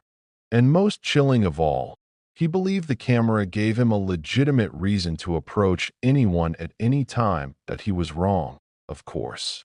But the world had not yet caught up to him, not yet connected his faces, his aliases, his movements. And in this window of anonymity, Rodney Alcala began transitioning from a manipulator armed with a camera into a predator whose violence would soon escalate beyond control. Chapter 7. The Road Through Darkness. By the mid to late 1970s, Rodney Alcala had become a drifter not out of necessity, but out of preference. Constant movement served his purposes. It created confusion, severed patterns, and kept him a step ahead of anyone who might connect the events quietly unfolding along his path. California, New York, Seattle, Wyoming. Back to California. He drifted like wind slipping between states, never staying long enough to leave a trace, always leaving just enough charm behind to erase suspicion. But beneath that calm exterior, his internal world was changing. The camera that had served as his lure was no longer enough. The boundary between fantasy and action was eroding rapidly. Each encounter fed the next. Each disguise encouraged bolder risks. And each moment where he slipped away from consequences reinforced a belief that he existed outside the reach of the world around him. The darkness inside him was no longer content with impulse. It had become a path, a road he traveled willingly, without hesitation. This period of his life can only be understood through the lens of escalation. He was no longer experimenting, no longer testing boundaries. He was hunting, quietly, strategically, with a confidence that grew with every unchallenged step that as he moved between states. He blended into the cultural atmosphere of the era, a time when hitchhiking was common, when young women chased dreams in cities far from home, when artistic communities thrived without strict oversight, and when trusting strangers was woven into the spirit of the generation. Rodney knew this landscape intimately. He understood how easily people drifted into unfamiliar territories, emotionally and physically, and how vulnerable that made them. That he used every one of these vulnerabilities. In Los Angeles, he approached young women at beaches and parks, inviting them to model for his photography portfolio. In Seattle, he walked through campuses offering creative collaborations. In New York, he moved through bohemian art circles where strangers bonded quickly over ideas and aesthetics. Each new environment gave him fresh opportunity, fresh faces, fresh chances to measure trust and manipulate perception. There was no single pattern to his movements. That was the pattern. He changed locations before any suspicion could form.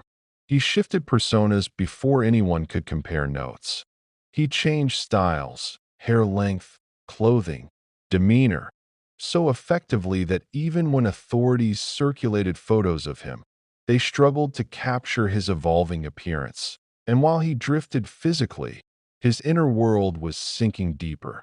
Those who encountered him during these years described an uncanny duality. At moments he seemed warm, smiling softly as he engaged in conversation.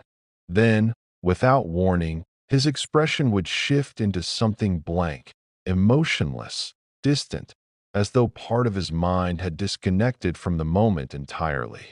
These glimpses were brief, but unforgettable to those who later reflected on them. They were flashes of the real Rodney breaking through the persona. Still, very few people sensed the danger then. The 1970s were not an era trained to identify the signs of predatory behavior. People trusted charisma. They trusted confidence. They trusted those who seemed intelligent and cultured. And Rodney, with his measured voice and calm demeanor, rarely appeared threatening. But the truth was far darker. He didn't appear threatening because he had perfected the art of deception. Every smile, every compliment, every casual remark was a practiced performance designed not just to charm, but to disarm. Behind closed doors, however, the veneer cracked. When he lured women to more isolated spaces, an apartment, a secluded outdoor area, a quiet room, his demeanor shifted completely. The charm evaporated. The patience turned to command. The camera became a prop in a scene he controlled entirely. The power he felt in those moments was not merely physical. It was psychological, emerging from the belief that he was unseen, unstoppable, and superior to everyone whose lives he manipulated. And because he moved constantly, authorities struggled to piece together his growing list of crimes. One police department might have a report describing a suspicious man offering photography sessions. Another department several states away might receive a missing persons report. Another might find a crime scene with no clear suspect. Without centralized databases, without digital communication, without forensic technology linking evidence, Rodney's crimes remained scattered threads, unconnected, unresolved, and nearly invisible. That he exploited this invisibility with terrifying efficiency. One of the most chilling aspects of this period was the way he could shift from predator to neighbor without hesitation. There were stories of him chatting casually with acquaintances one day, attending gatherings, discussing mundane topics, and then disappearing suddenly, leaving behind nothing but a vague explanation about traveling or exploring new opportunities. His life was a collage of incomplete interactions, each one another layer of disguise. And yet, the deeper he drifted into this nomadic existence, the more pronounced his compulsion became. Violence no longer surfaced from impulse. It had become his reality, the place where he felt the most control. And each time he crossed that boundary, he felt less inclined to hide, less inclined to restrain, less inclined to pretend that his charm was anything more than a temporary mask. But even as his crimes escalated, the world remained oblivious. His victims, scattered across distances and time, did not fit easily into a single narrative. Some vanished without a trace. Others were found with little evidence. Many were never connected to him until decades later, when technology finally caught up to the man who believed he could outsmart it forever. Through these years, the camera remained his constant companion. He wore it around his neck like an accessory, like a symbol of identity, like a guarantee that people would continue trusting him. It made him appear creative, professional, safe. No one knew it was also the gateway through which he entered the lives of his victims. The road he traveled through the 1970s was not random.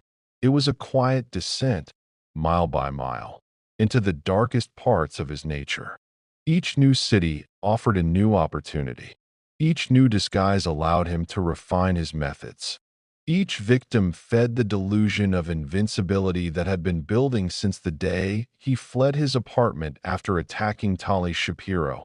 And as the decade approached its turning point, Rodney Alcala's path of destruction was far from over. In fact, it was about to reach a new, infamous chapter, one that would place him not in the shadows, but under the bright, unblinking lights of national television. As the 1970s moved toward their final years, the darkness within Rodney Alcala no longer crept quietly. It walked openly beside him, a constant companion that shaped his choices and fed his growing confidence. By this point, he wasn't simply drifting, he was navigating. Each city he entered gave him fresh anonymity. Each state line erased old suspicions. Every new environment became a clean slate, a fresh stage where he could step into a different version of himself.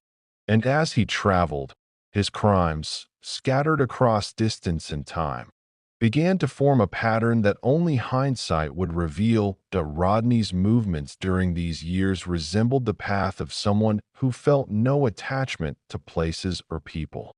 There was a freedom in his transience. A man without roots is a man without accountability. He drifted between coasts as though the miles were meaningless, as though the spaces between cities were simply blank pages he flipped through. He knew how to blend into Los Angeles beaches one month, then slip unnoticed into Seattle night scenes the next. He could stand quietly among New York's street artists, then vanish into Wyoming's small towns where no one asked questions of strangers. But the ease with which he moved was not just a product of geography. It was a product of the era. The 1970s had no digital surveillance, no interconnected police databases, no national alert systems that could track a man like him. Fingerprints stayed in local files. Missing persons reports rarely crossed state lines. Witness descriptions were vague sketches pinned on bulletin boards that few people ever saw. And because Rodney frequently altered his appearance, long hair, short hair, different facial hair, different clothing styles, he seemed like dozens of different men rather than a single one. This was the advantage that defined his crimes. A world where being untraceable was easy for someone intelligent, charming, and deeply deceptive. Yet what is most disturbing about this period is the growing boldness in his behavior. He no longer tested boundaries cautiously. He pushed them with intent. He learned which victims were most vulnerable. He learned which environments left fewer witnesses. He learned how to lure people without raising suspicion. And he learned which lies worked again and again. I'm a photographer. You'd be perfect for my portfolio. I can help you get modeling experience. These offers were tempting in a decade where many young women dreamed of creative careers, where independence meant taking chances, where strangers became collaborators overnight. He understood desire for validation, for opportunity, for connection, and he manipulated it with the precision of someone who saw people not as individuals, but as potential openings. Those who crossed paths with him often remembered only fragments: a soft voice, an artistic demeanor, a smile that seemed warm but didn't reach his eyes. But those fragments were never alarming enough to follow up on. They were simply passing impressions of a stranger who seemed polite, if a little odd. Behind closed doors, however, the facade collapsed instantly. When he committed his crimes, his personality shifted into something cold and calculating. There was no charm, no hesitation, no empathy. Only control, only domination, only the action of a man who believed he held absolute power. Afterward, he returned to the world as though nothing had happened. This emotional split, this ability to transition instantly from violence to calmness, was one of the traits that made him so difficult to detect. It allowed him to maintain a polished exterior, to continue drifting harmlessly through cities, to continue building friendships and acquaintanceships that masked the truth. He lacked remorse not because he refused it, but because he didn't understand it. It simply did not exist inside him. During these traveling years, Rodney's crimes spread across several states, though many would not be connected to him for decades. Some victims disappeared entirely, their stories lost in the vast landscape of missing persons reports. Others were found with too little evidence to identify a suspect. Some cases were dismissed as isolated tragedies. Others were overshadowed by unrelated crimes. Each one, however, reinforced Rodney's belief that he was invisible, that he could slip through society like a ghost. This belief became his greatest weapon. A predator who knows he can escape becomes far more dangerous than one who fears being caught. For Rodney, fear evaporated with each unchallenged crime, and in its place grew something else: entitlement. He began to believe he deserved access to people's trust, deserved entry into their lives, deserved control over their fate. It was a twisted sense of ownership, the kind only a deeply distorted mind could embrace. But through all of this darkness, the world outside remained unsuspecting. Strangers greeted him with casual smiles. Acquaintances discussed art, photography, and travel with him. Neighbors saw him carrying groceries and believed he was just another quiet resident. Even those who felt a fleeting discomfort in his presence couldn't name the source of it. How could they? He hid too well. He spoke too gently. He performed too convincingly. The truth is, Rodney moved through the world like a man wearing a series of masks. Each one fitted so perfectly that no one thought to look behind them. And because his crimes spanned state lines, no single department ever had the full picture. One city knew of a missing girl. Another knew of a suspicious photographer. Another had reports of someone with a different name and slightly different description. None realized they were chasing the same man. The only thing that could eventually slow him down wasn't suspicion, it was visibility. And ironically, this visibility came not from his crimes, but from something far stranger, a moment when Rodney Alcala would walk willingly into national attention, stepping into a place where cameras no longer served as his weapon, but as his spotlight. A place where millions of viewers would see him, not as a predator, not as a fugitive, but as something far more chilling. A charming bachelor on a televised dating show, he had spent years hiding behind a camera. Now, He was about to stand in front of one dot, and the road that had carried him through darkness was about to intersect, abruptly and unervingly, with the bright lights of American entertainment. Chapter 8. The Dating Game.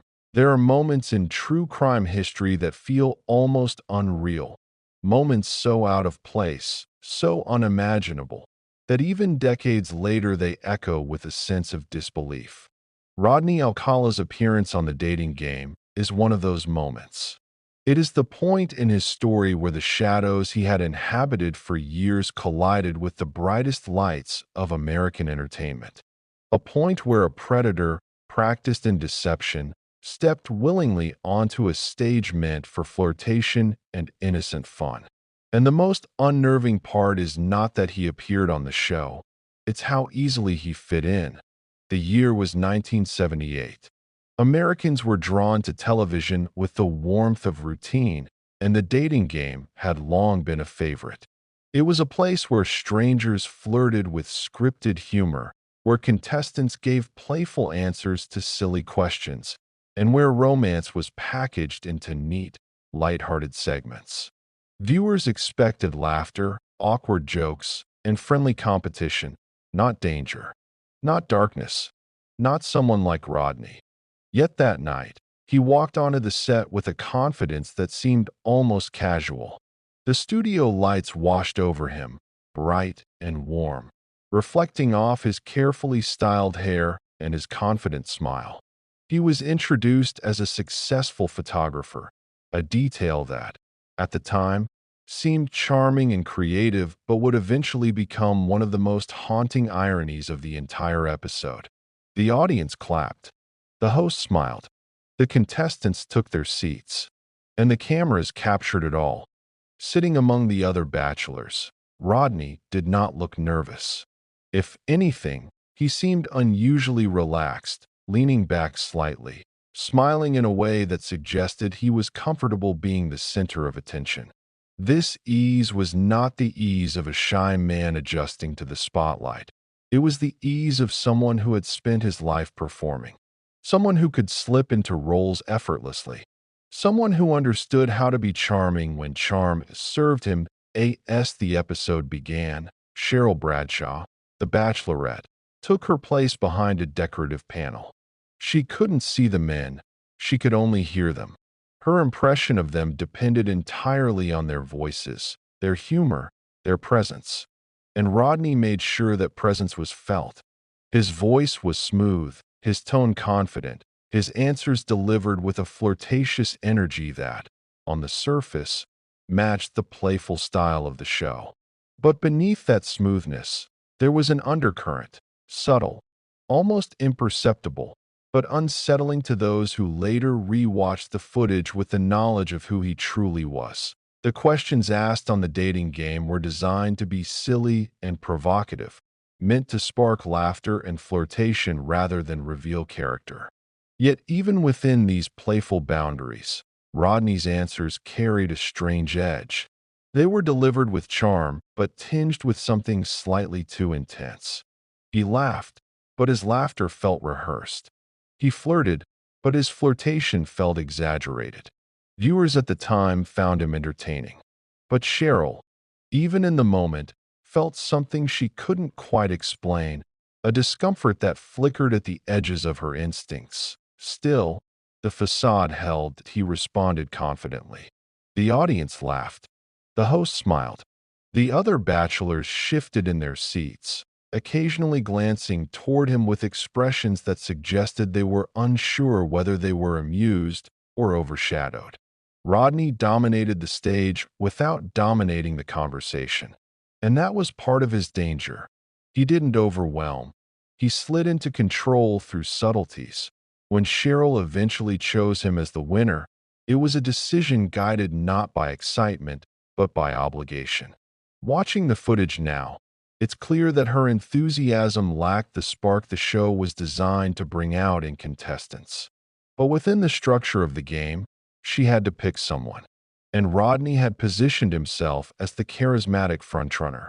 Yet immediately after filming, Cheryl sensed something was wrong. She later described an instinctive discomfort, a sudden awareness that the charming persona he displayed on camera was not the same energy he carried once the lights dimmed. His presence, she said, felt unsettling, something cold beneath the warm exterior, something off that she couldn't articulate. And though she couldn't explain it, she trusted the feeling enough to withdraw from the date entirely. Without realizing it, she made a choice that may have saved her life. Understand the full weight of this moment. Think of the contrast. While millions of viewers saw a flirtatious contestant trying to win a date, law enforcement across several states had opened cases involving a man they had yet to identify. A man who slipped easily through jurisdictions. A man who changed names and appearances. A man who hid behind the persona of a photographer. None of them imagined that the man they were searching for was sitting comfortably in a television studio, laughing into a microphone. The audience saw confidence. Cheryl felt danger. Rodney felt invincible. For him, this appearance on national television reinforced a belief he had nurtured for years, that he could hide in plain sight without fear, that he could stand under bright lights and still remain unseen, that the world would embrace the illusion he presented and never question the truth beneath it. And in many ways, he was right, at least for a time. After appearing on the dating game, Rodney did not retreat. He didn't fear exposure. Instead, he returned to his life with renewed confidence. The television studio had not revealed him. Millions of people had watched his smile and heard his voice, yet no alarm bells rang. No one recognized him as a predator. No one connected him to the crimes he had already committed. The applause he received that night became another layer of protection in his mind, another piece reinforcing the delusion of invincibility. What the world saw as entertainment, Rodney saw as proof he was untouchable. But the truth was that the bright lights of the dating game had done something he didn't expect. They captured his face in a moment that would never disappear. They recorded his voice, his mannerisms, his expression. And though it would take time for those recordings to become important, the moment was already cemented into history, waiting for the future to catch up. Behind the charm, behind the flirtation, behind the laughter, the darkness remained, quiet, calculating, and ready to escalate. The studio lights dimmed. The applause faded. The cameras cooled slowly beneath the heavy silence that always follows a television taping. But the moment the microphones turned off, something else switched inside Rodney Alcala, a shift not visible to the audience, not even fully visible to the producers and crew, but sensed sharply by the one person who had shared the stage with him that day. Cheryl Bradshaw's instincts whispered what her conscious mind couldn't yet articulate. Something about the man she had chosen felt wrong, deeply wrong. Her discomfort wasn't dramatic. It was subtle, a tightening in the chest, a sense of unease in the space he occupied. During taping, she had been shielded by the barrier of the game's format. She couldn't see him. She could only hear him. But once filming ended and the Bachelor lineup stepped forward, the illusion fell apart. Standing face to face with him, she immediately understood that the flirtatious confidence he displayed behind a partition was different from the energy he carried in person. His charm felt forced, his smile felt wrong, and his eyes, those dark, unreadable eyes, felt hollow. Whatever it was, Cheryl trusted that instinct. Against the expectations of the show's formula, against the gentle encouragement of producers, and against the typical excitement contestants were supposed to feel, she refused to go on the arranged date with Rodney Alcala. She canceled politely but firmly. She cited discomfort, intuition. Something was off. And though she didn't know it then, her decision altered her fate profoundly. Many would later say she escaped death without ever knowing it. Rodney, meanwhile, did not seem offended by her rejection. Those who interacted with him backstage after the show described him as calm, almost indifferent. He laughed. He shrugged. It was as if the dating game victory was just another performance to him, another mask he slipped on and off effortlessly. The rejection didn't wound his ego because the date was never his goal. Applause, charm, attention, they were part of the persona he used to blend into the world. But the real Rodney, the man without the smile, the man whose eyes momentarily exposed the emptiness inside him, had already shifted back into the shadows of his own mind. What makes this moment so chilling is that no one else seemed to feel what Cheryl did. Producers shook his hand. The host exchanged friendly words. Other contestants joked casually with him. To them, he was simply another bachelor. A little eccentric, perhaps, a little intense, but nothing that set off alarms. Nothing that hinted he was a predator who had already committed acts of unimaginable violence. And that's the terrifying truth of this chapter. The predator blended in flawlessly, even under the bright, unforgiving lights of national television. After the episode aired, viewers across the country watched Rodney flirt and laugh and win a game date, completely unaware that they were watching a man who stood on the FBI's radar years earlier, a man who had fled states, changed names, and escaped. Capture more than once. No one connected the charming bachelor to the wanted fugitive. No one imagined that the man answering playful questions had already committed crimes that were unspeakably brutal. To the public, he was simply a confident contestant performing in a harmless dating show segment. What happened next is perhaps the most unsettling part. Rodney Alcala took the exposure not as a risk, but as validation that he had stood under the brightest lights possible and remained unseen, truly unseen. Millions watched him and thought he was normal. Maybe strange, maybe bold, maybe a little theatrical, but not dangerous.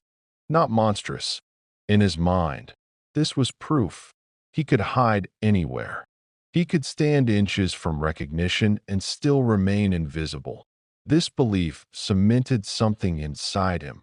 Something bold, something dangerous, something that would propel him into the next phase of his violent evolution. For while most people returned to ordinary life after appearing on television, Rodney did not. The lights of the dating game did not shrink him back into obscurity. They encouraged him. They emboldened him. They fed the delusion that he was untouchable. And so, after his television appearance, the darkness inside him surged with new confidence. He returned to his photography. He returned to the beaches and parks. He returned to the neighborhoods where strangers walked freely and trust came easily. But something had changed. The predator who once tested boundaries now pushed them with boldness. The man who once hid behind soft charm now used it as a sharpened tool. The drifter who once moved silently through cities now traveled with a heightened sense of power. Law enforcement, still working without modern technology, had no reason to link the charming contestant to unsolved crimes. They had no facial recognition systems, no internet, no databases unifying state police records. There were missing young women in Los Angeles, missing hitchhikers along the West Coast, missing teenagers across multiple states. But no single thread stitched these cases together. Rodney knew this, that he understood it, that he relied on it.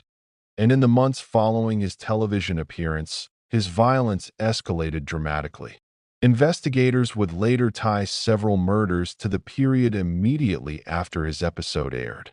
It was as if being publicly seen without being exposed acted not as a deterrent, but as a chilling stimulant. One that emboldened him into believing his disguise was stronger than the world's ability to uncover it. One of the most haunting details about this era is that several women later claimed they had been approached by Rodney shortly after his television appearance, recognizing him not as a predator, but as that guy from the dating show. Some felt flattered and agreed to let him take photos. Others felt uneasy but couldn't articulate why. A few trusted him because his face seemed familiar in a comforting way, as faces on television often do. Visibility, instead of exposing him, had given him new access. And Rodney used it. He traveled, he hunted, he charmed, he disappeared. The man who had smiled at millions through their television screens was now slipping back into the night. Camera around his neck, persona perfected. Urge sharpened, he had stepped into the spotlight. And then, quietly, as if nothing had happened, he stepped back into the dark. Chapter 9. Behind the Smile. When Rodney Alcala stepped off the bright stage of the dating game, he did not simply return to his life. He returned with a new, unsettling intensity. His smile had charmed millions. Yet behind that smile lived something fractured, something hollow, something quietly tightening its grip on his mind. This chapter, perhaps more than any before, reveals the duality that defined him. The public face that seemed warm and charismatic, and the private interior that was cold, predatory, and sinking deeper into its own darkness. If you watch the footage today, you can see it. The contrast that only hindsight makes clear. When he smiles, the expression forms perfectly, but the eyes do not participate. They remain flat, watchful, detached. That blankness was invisible to casual viewers in the 1970s, but unmistakable now. It is the look of someone who has spent years living behind a mask, someone who knows how to imitate emotion rather than feel it. And as the applause faded from his dating game appearance, his mask remained intact. But beneath it, something was shifting. The rejection from Cheryl Bradshaw had not humiliated him. It had not angered him visibly, but it had stirred something cold inside him. A predator does not cope with rejection the way a healthy person does. He does not shrug it off or question himself. Instead, he folds the experience into the twisted architecture of his worldview. For Rodney, Cheryl's refusal to go on the date wasn't a blow to his ego. It was a disruption that demanded emotional reorganization. He absorbed it, analyzed it, stored it away like a problem to be solved quietly. And then he smiled and walked away as if nothing had happened. But beneath that calm exterior, his impulses were sharpening. He returned to daily life with a chilling normalcy, walking through public spaces, chatting politely with acquaintances, carrying his camera with the casual ease of a man who saw the world as his canvas. No one imagined that behind those gentle conversations sat a mind spiraling into deeper obsession. This period of Rodney's life is unsettling for a simple reason. It is the clearest window into how a predator thinks when he is not hunting. The truth is, he was always hunting.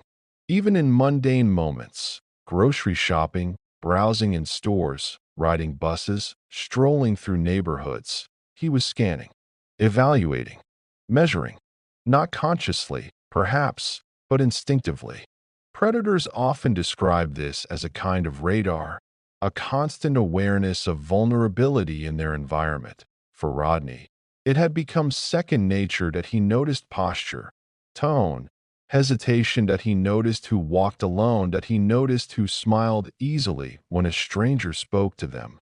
He noticed who would follow small suggestions, who would pause when directed, who would lower their eyes when complimented. He wasn't looking for beauty. He was looking for compliance. This is the part of his psychology that makes him chilling to study. His view of people began to shift from curiosity to categorization. Individuals weren't individuals. They were possibilities. He did not see people as companions or strangers or neighbors. He saw them as shapes in motion, each carrying a degree of vulnerability he could exploit. His world had become a silent map of potential opportunities. Behind the smile he warned so effortlessly, there was calculation. But what made Rodney especially dangerous was his ability to appear harmless even while assessing the world through a predator's lens. He didn't need aggression. He didn't need threats. His calmness was his weapon. His politeness was a disguise. His camera was a key. And through all of this, his persona remained polished. Around this time, Rodney began interacting more frequently with young women who recognized him from the dating game. Some approached him directly, intrigued by the idea of meeting a television personality. Others were simply drawn to his confidence. He learned quickly that visibility had given him a new kind of power, the illusion of trustworthiness. After all, how could someone dangerous appear on national television? How could a predator sit under bright lights and joke with the host? How could a fugitive charm millions without being exposed? People assumed that if he were truly a threat, someone would have stopped him already. They assumed television would never platform someone unsafe.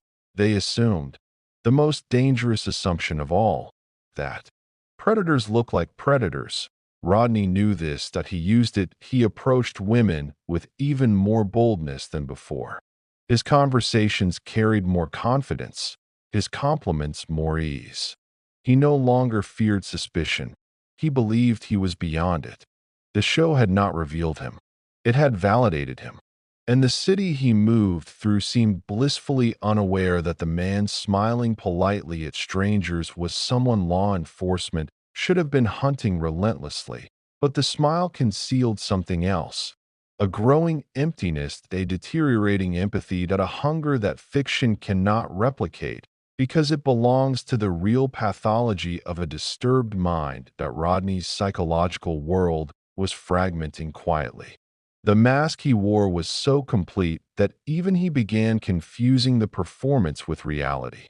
He believed in the illusion of his own harmlessness because he had convinced so many others of it. This kind of self-deception is common among predators. They believe they can rewrite themselves through manipulation, that their behavior is justified because the world continues to accept the facade. Behind the smile, though, lived someone who felt invincible. And invincibility, especially in the mind of someone capable of violence, is the final ingredient in a perfect storm. As the months passed after his dating game appearance, Rodney's movements became increasingly erratic. He traveled. He drifted. He blended into communities with an ease that made him appear like a harmless wanderer. Yet this wanderer carried a camera filled with faces, some smiling, some nervous, some unaware they were being studied by a predator who saw them as prey. Behind those photos lived secrets the world had not yet uncovered. And while he continued to craft his smile, continued to charm strangers, continued to move through life as though he were simply an artist chasing inspiration, the darkness beneath that facade grew more pronounced, more restless, and far more dangerous. For Rodney Alcala, the mask was no longer a disguised IT, was the only face he had left. As the glow of his dating game appearance faded from public memory, Rodney Alcala moved through the world with a disturbing ease.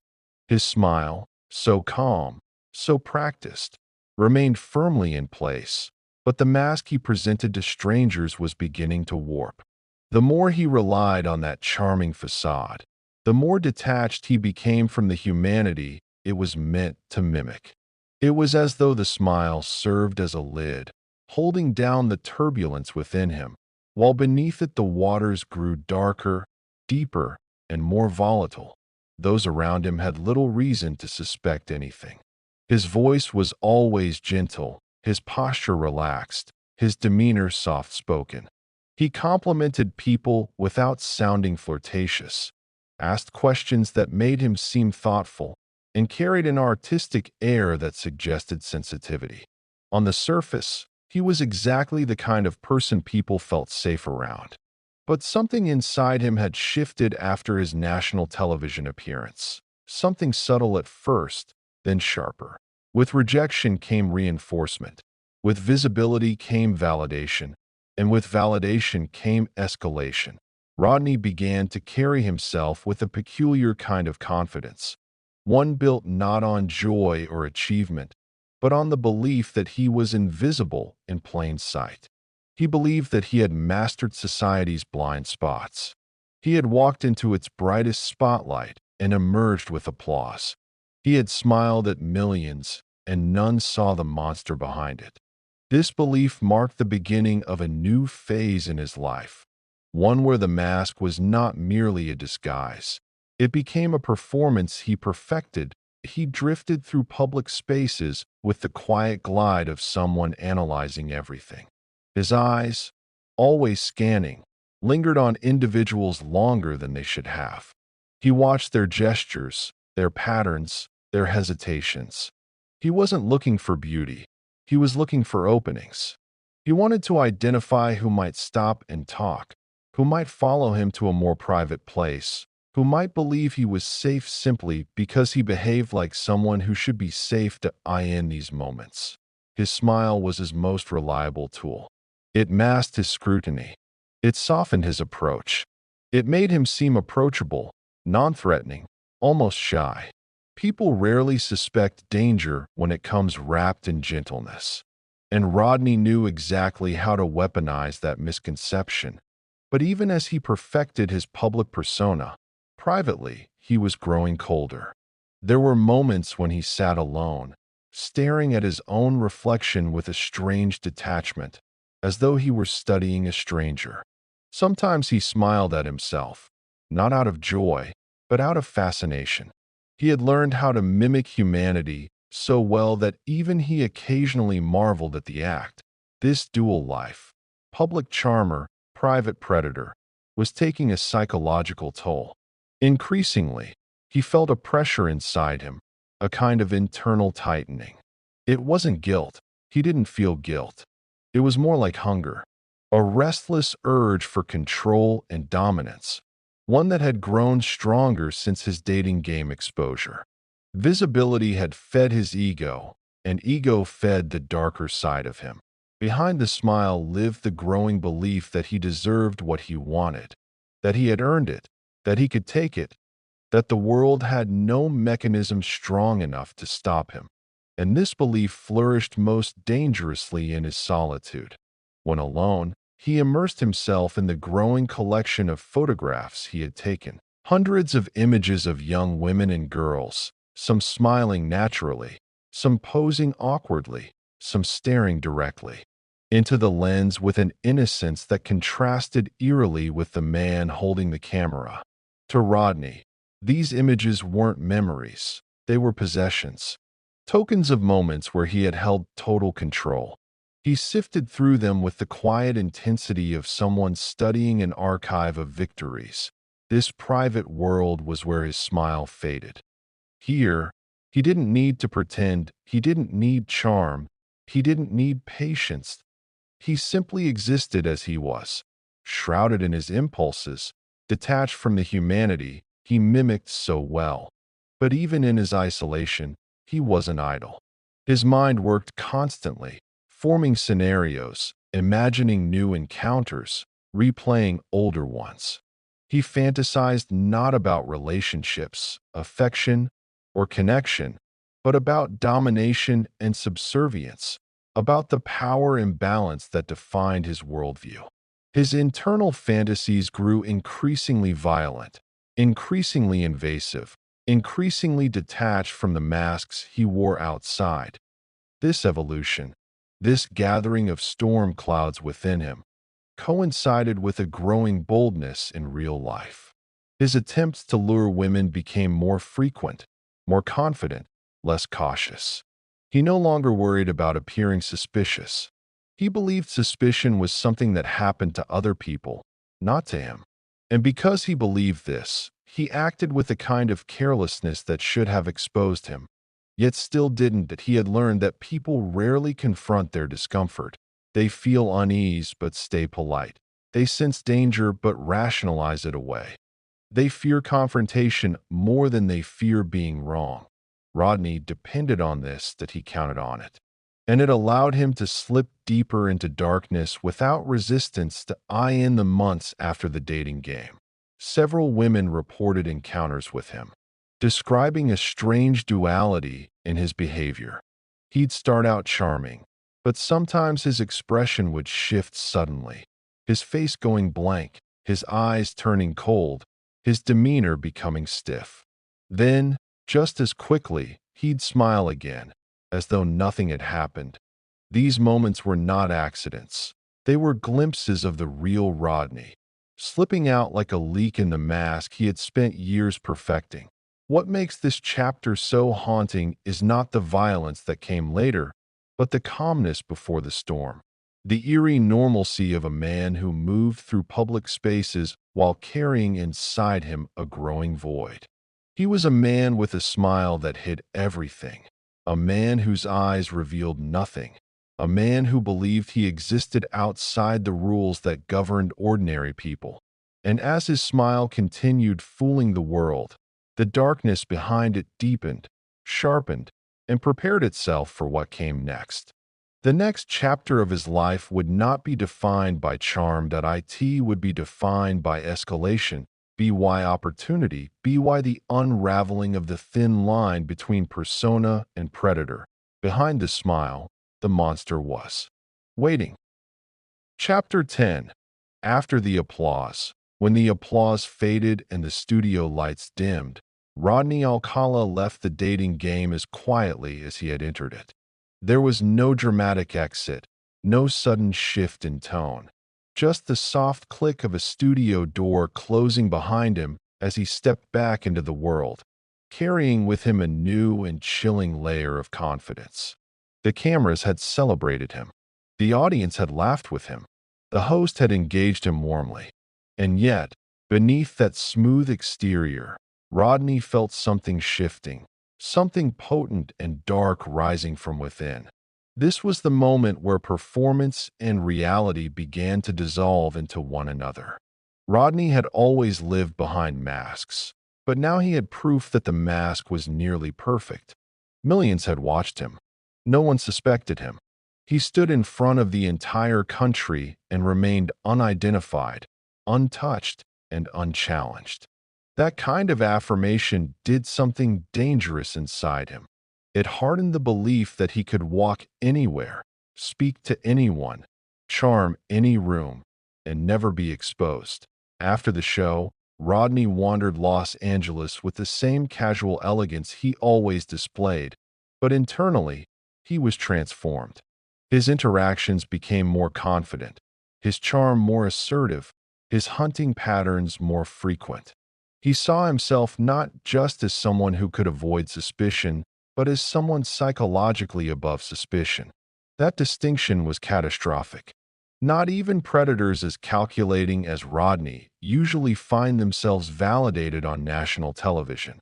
But this validation did not lead him to hide. It led him to expand. He drifted through Los Angeles neighborhoods, observing people with the same clinical intensity that had always defined him. But now he watched with bolder eyes. He was no longer afraid of being recognized. He believed being recognized was an asset.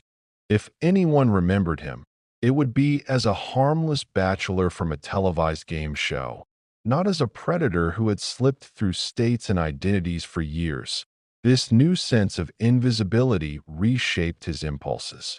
He began making bolder approaches, more frequent suggestions that women model for him, more brazen attempts to draw strangers into isolation, more confidence in assuming he could manipulate anyone who crossed his path.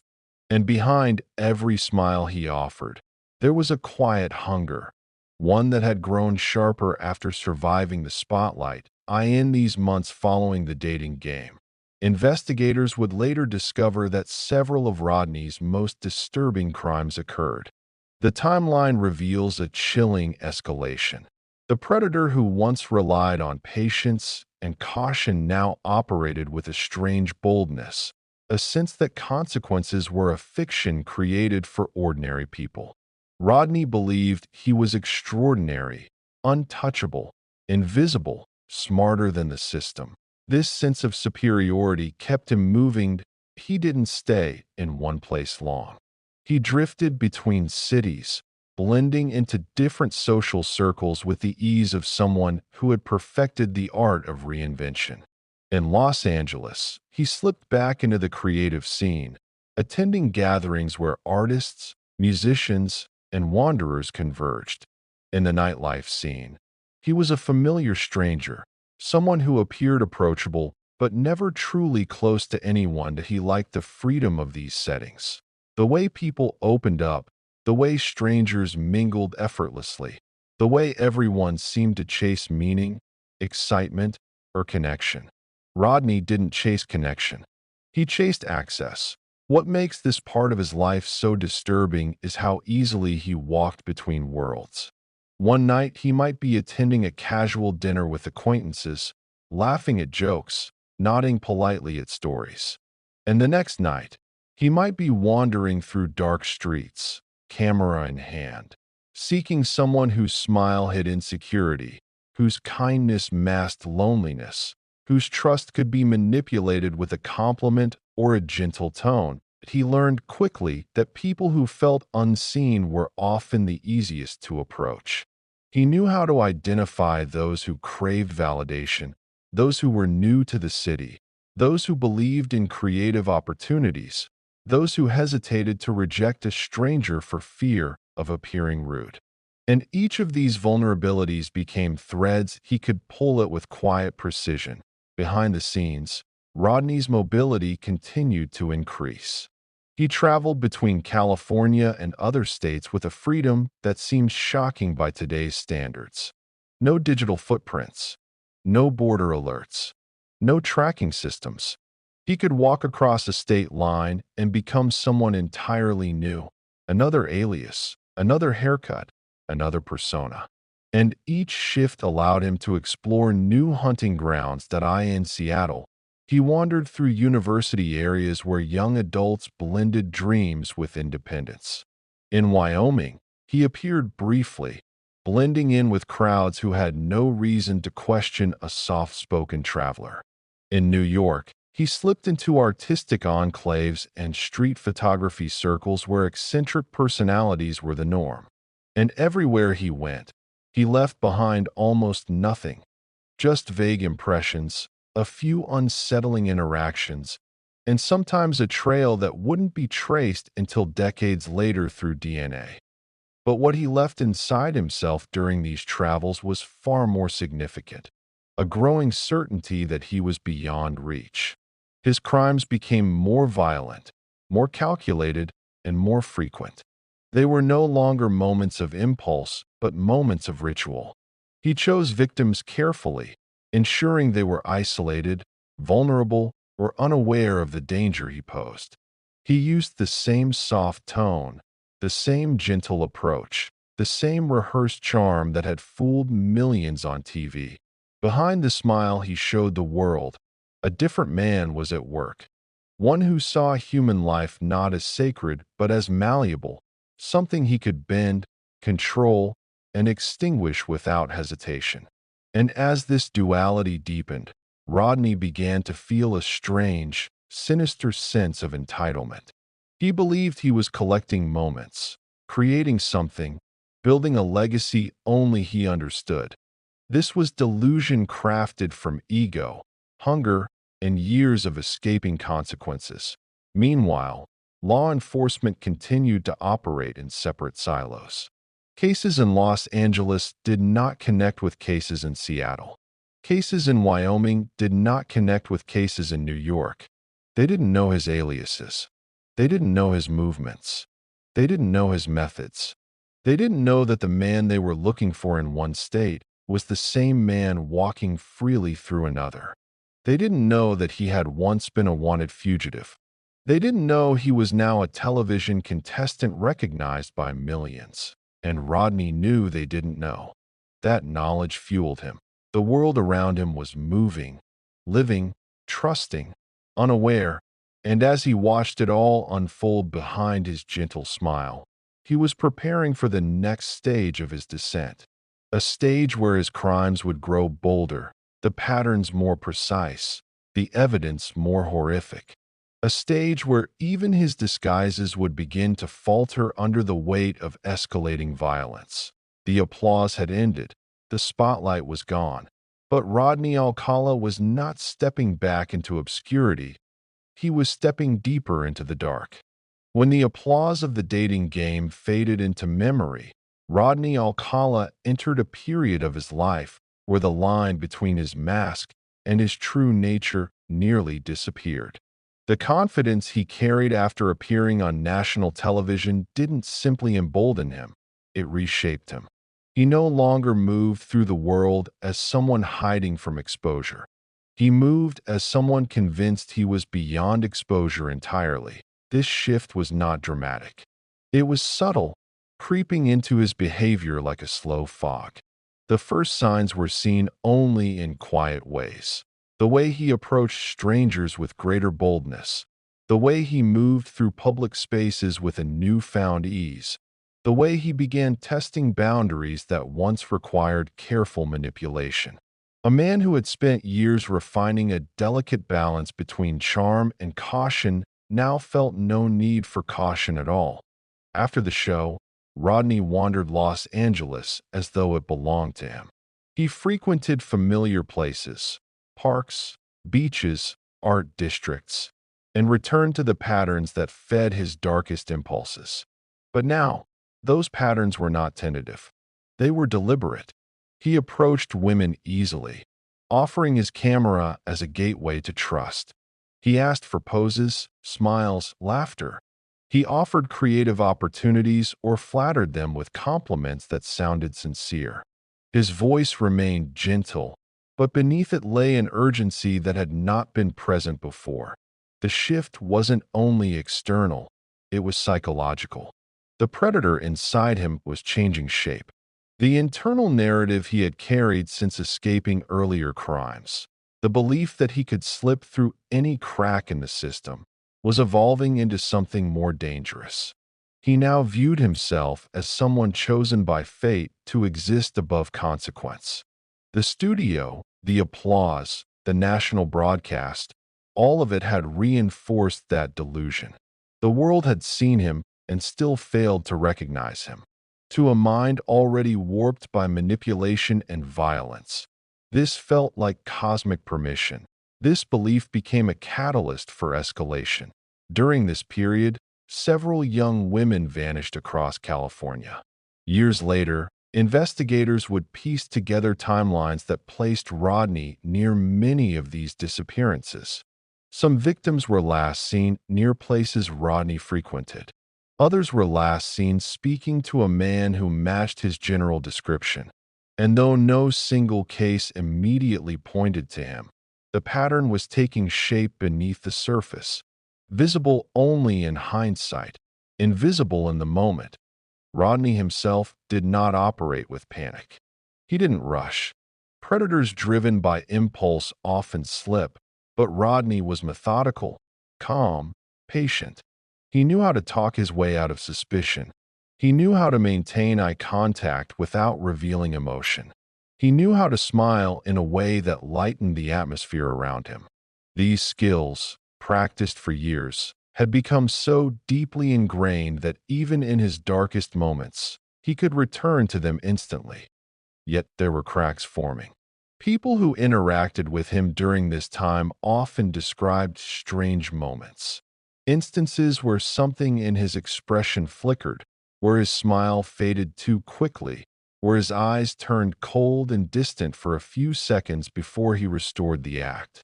These slips were small, subtle, but they suggested a growing tension inside him. His internal worlds were drifting further apart, the mask and the monster pulling away from one another in a way that made maintaining the illusion more challenging. Still, no one around him understood the significance. To most, he was simply odd, intriguing, peculiar. Some found him charming. Some found him unsettling. But none saw the truth point. One of the most disturbing aspects of this period is how seamlessly Rodney could return to everyday life after committing acts of violence. Most people are shaped by their experiences, but Rodney was shaped by the absence of emotional response. After an attack, he didn't withdraw or isolate. He didn't behave erratically. He simply resumed his routine, visiting coffee shops, strolling through neighborhoods, engaging strangers in conversation as though nothing had changed. This ability to return to normalcy wasn't practiced, it was his nature. His emotional detachment was so profound that violence didn't disrupt his internal balance. It fulfilled it. And once the fulfillment faded, he simply returned to the world in search of the next moment of control. That it was during this time that his photography evolved into something even darker. He began taking more intimate, more commanding photographs. He used the camera not only to lure, but to orchestrate. In these sessions, he directed his subjects with a chilling mix of gentleness and firmness, encouraging them to trust him completely. Not all of these sessions turned violent, but each one reinforced the dynamic he depended on. The quiet authority he held over someone who believed he was safe. The photos he collected during this period revealed something disturbing about his mental landscape. Many images captured moments of innocence, smiles, relaxed poses, casual glances. Others contained expressions that, in retrospect, seemed uneasy. But all of them were pieces of a larger puzzle, an expanding archive that reflected the duality of a man who used art as a mask for predation. The more photos he collected, the more he believed in the idea that he was creating something meaningful, a narrative only he understood. To others, a photograph was a memory. To him, it was a quiet victory, a moment of control, a secret kept between himself and the darkness growing inside him. And with each secret came escalation. As the year after the dating game progressed, Rodney's crimes became more frequent and more intense. He traveled more widely, crossing state lines with a casual confidence that would seem surreal if not for the context of the era. Without digital systems, without linked police databases, without a central authority tracking crime patterns, he moved through America like a shadow, visible only to those who encountered him directly, invisible to everyone else. This period marked the height of his arrogance. The man who once feared being caught now believed he was incapable of it. He believed the world was blind, that he was superior, that he could walk through society not as a threat, but as a spectator. And with each successful escape, each unnoticed disappearance, each unconnected crime, this belief tightened like a knot around his psyche. What makes this chapter the most unsettling is not just what he did, it's how easily he continued to do it, how effortlessly he charmed strangers, how calmly he moved through public life, how his smile, still gentle, still practiced, still convincing, hid a mind sinking further into darkness with every passing day. The applause had faded, but the predator behind it was just beginning to roar. Chapter 11. Cold Cases Thaw. In the late 1970s, while Rodney Alcala drifted through cities with his camera and an ever-growing sense of invincibility, something else was happening quietly, far away from his awareness, far away from the mask he had perfected. In police stations across California, Washington, Wyoming, and New York, old case files sat in metal drawers, gathering dust. Names, ages, last known locations, photographs of victims no longer alive, sketches of unidentified suspects, reports written by detectives who, at the time, felt the frustration of chasing shadows without leads. These files did not speak. They did not reveal their secrets, but they waited, patiently, silently, for the moment when the world would begin to see what had been overlooked. This chapter marks that turning point. Not the moment Rodney was caught, but the moment the invisible threads of his violence began to tremble. The moment when small clues, scattered across time and distance, started silently aligning. The thawing of cold cases does not happen with an explosion. It happens with a flicker, a detail noticed, a report revisited, an instinct awakened. And the first flickers began in Los Angeles. IT started with detectives reviewing missing persons cases from the last several years, an effort inspired not by suspicion of Rodney, but by an attempt to understand a disturbing rise in vanished young women. The patterns were vague, nothing concrete, yet the reports shared a haunting similarity. Many of the victims were last seen alone, often in public places where strangers blended easily into the crowd. Beaches, parks, bus stops, side streets by the Pacific. These areas were precisely the places Rodney walked daily, camera in hand, smile rehearsed. At first, detectives couldn't connect the dots. They didn't know the same man drifted between these locations. They didn't know they were looking for someone who had already reinvented himself several times. But they knew the disappearances weren't random. Something was moving through the city, something patient, calculated, and deeply careful. Meanwhile, in other states, similar flickers began appearing. In Seattle, college towns were quietly reporting young women who had vanished on their way to or from classes. Some were last seen near areas Rodney had visited. Some matched the type he gravitated toward, soft-spoken, open, trusting. But without national communication systems, these reports remained isolated. Local tragedies, chalked up to circumstances that no one could fully understand. In Wyoming, investigators puzzled over a case involving a teenager whose disappearance had haunted the small department for years. They believed she had been taken by someone passing through, a drifter, perhaps, someone who blended into the transient movements of the 1970s. They didn't know that Rodney had passed through the area around the same time. New York had its own shadows, unsolved assaults, unexplained disappearances, a few cases involving a stranger with a camera, a man who charmed his way into conversations with young women and university students. Nothing tied directly to Rodney on paper, but the profile matched him perfectly even if no one knew it yet. The truth is, the world was not prepared for someone like him. Criminal profiling was still evolving. Forensic science was limited.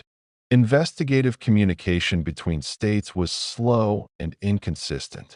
A predator who moved constantly, changed identities, and manipulated strangers with charm didn't fit neatly into investigative frameworks of the era. He was, in many ways, the perfect storm, a product of loopholes, ignorance, trust, and a nation not yet equipped to track monsters who walked among them convincingly. But cold cases have a strange way of resurfacing. Sometimes it happens because a detective refuses to let something go. Sometimes it happens because a small detail, once overlooked, suddenly glows under a new perspective. Sometimes it happens because a victim's family pushes for answers, refusing to let their loved one's story fade.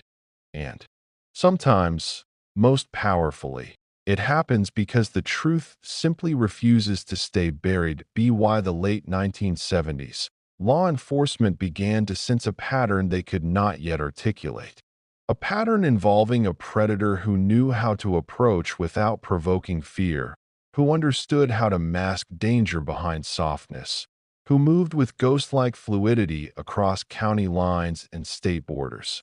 Rodney still believed he was invisible. He still believed he was untouchable. But the edges of his invisibility were beginning to fray. One of the first major shifts happened when detectives revisited the brutal attack on Tali Shapiro nearly a decade earlier. They reopened the file, reviewing every detail, the description of the attacker, the escape, the evidence found in the apartment. They recalled the name he used back then, Rodney Alcala. They recalled the sketch that had circulated briefly. They remembered he had fled before trial. But now, they had something they hadn't before, a growing list of crimes that resembled his earlier violence. Assaults, kidnappings, murders, cases with similarities that stood out like quiet signals. And while they didn't yet know the full breadth of his movements, The case of Tali Shapiro served as a chilling anchor point. Her survival meant evidence existed. Her survival meant a file had been created. Her survival meant there was a starting point. Detectives began asking questions. Where had Rodney gone after escaping? What aliases had he used? Had he resurfaced anywhere? Had anyone reported interactions with someone who matched his appearance? These questions were the beginning of the thaw. Cold cases began warming, not with immediate answers, but with renewed curiosity, with suspicion, with awareness. Meanwhile, Rodney had no idea any of this was happening. He moved through cities with the confidence of a man convinced the world was blind. But behind him, in drawers and filing cabinets, his past was quietly awakening that a predator can outrun suspicion, he can outrun witnesses, he can outrun victims, but he cannot outrun time, and he cannot outrun the truth. The thaw had begun, and once it begins, it never stops. As the 1970s drifted toward their end, the landscape of criminal investigation in the United States was beginning to shift, slowly, quietly, and almost imperceptibly. New detectives entered departments with fresh eyes.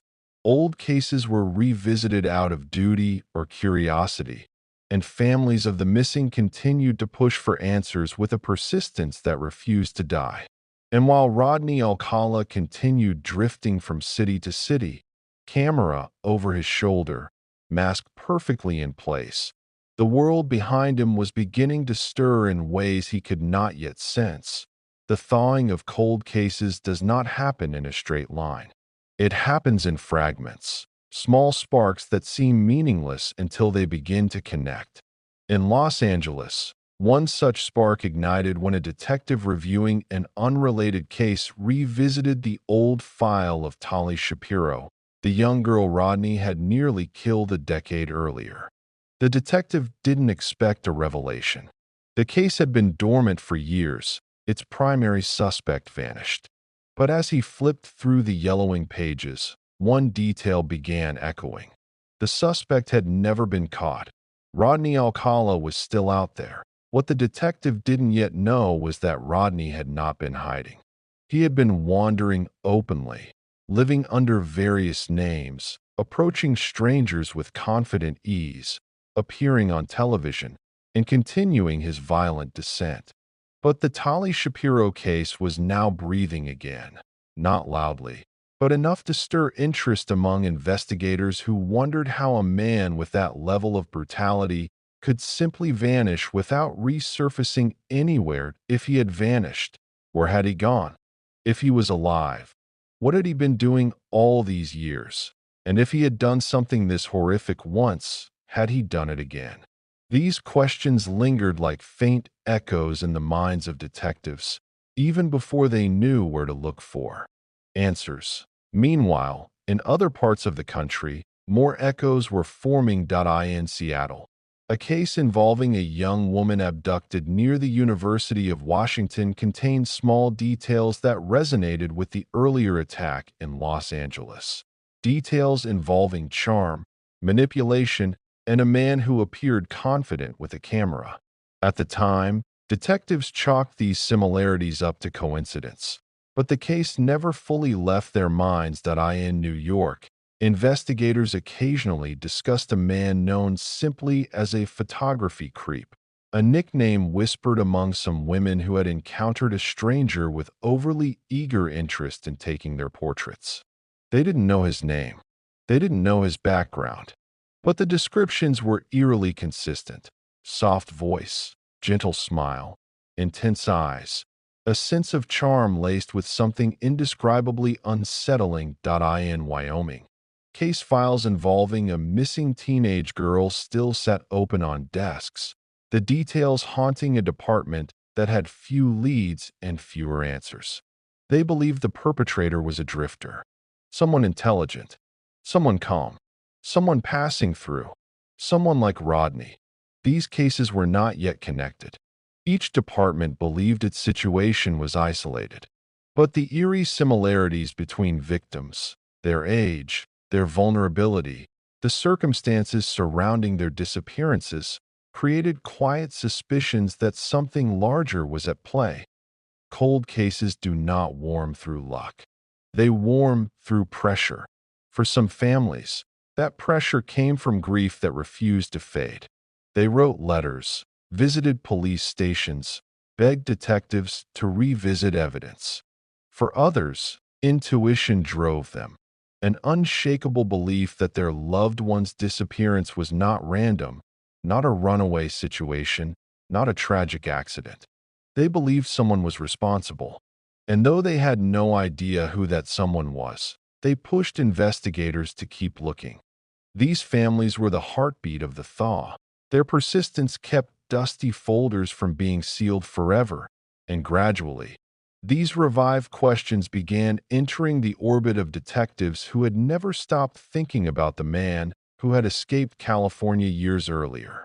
The pieces were still scattered, but now, at least, they were being noticed. The turning point, the moment the universe began pulling threads together, came when a young detective in Los Angeles reviewed an internal memo referencing several unsolved homicides of young women.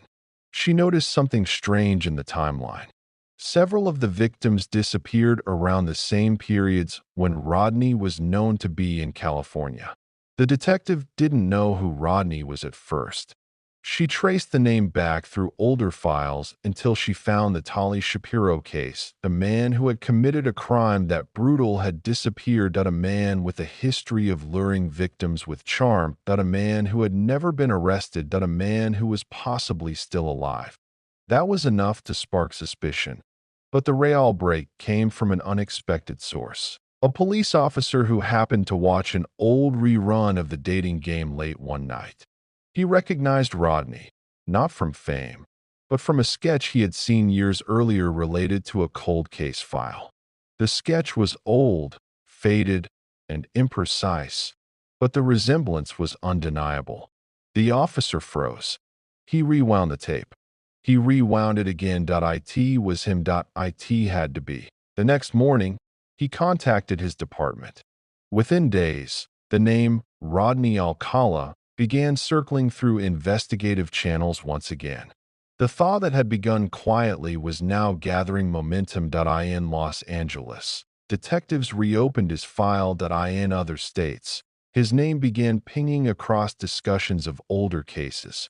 His image, charming on television but chilling in context, began circulating through police departments that had never previously connected their cases. Suddenly, multiple agencies were asking the same questions. Had Rodney traveled through their state? Had he approached young women there? Had he been linked to suspicious photography sessions? Had anyone reported interactions with someone matching his description? These inquiries weren't coordinated yet. They weren't centralized, but they were happening. The silence that had once shielded Rodney was beginning to crack. Cold cases that had lain dormant for years, even a decade, were warming through shared similarities that no longer seemed coincidental.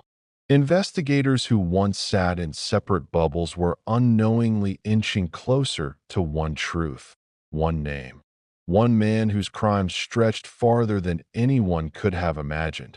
Rodney Alcala still believed he was invisible, but the world around him was beginning to see faint outlines.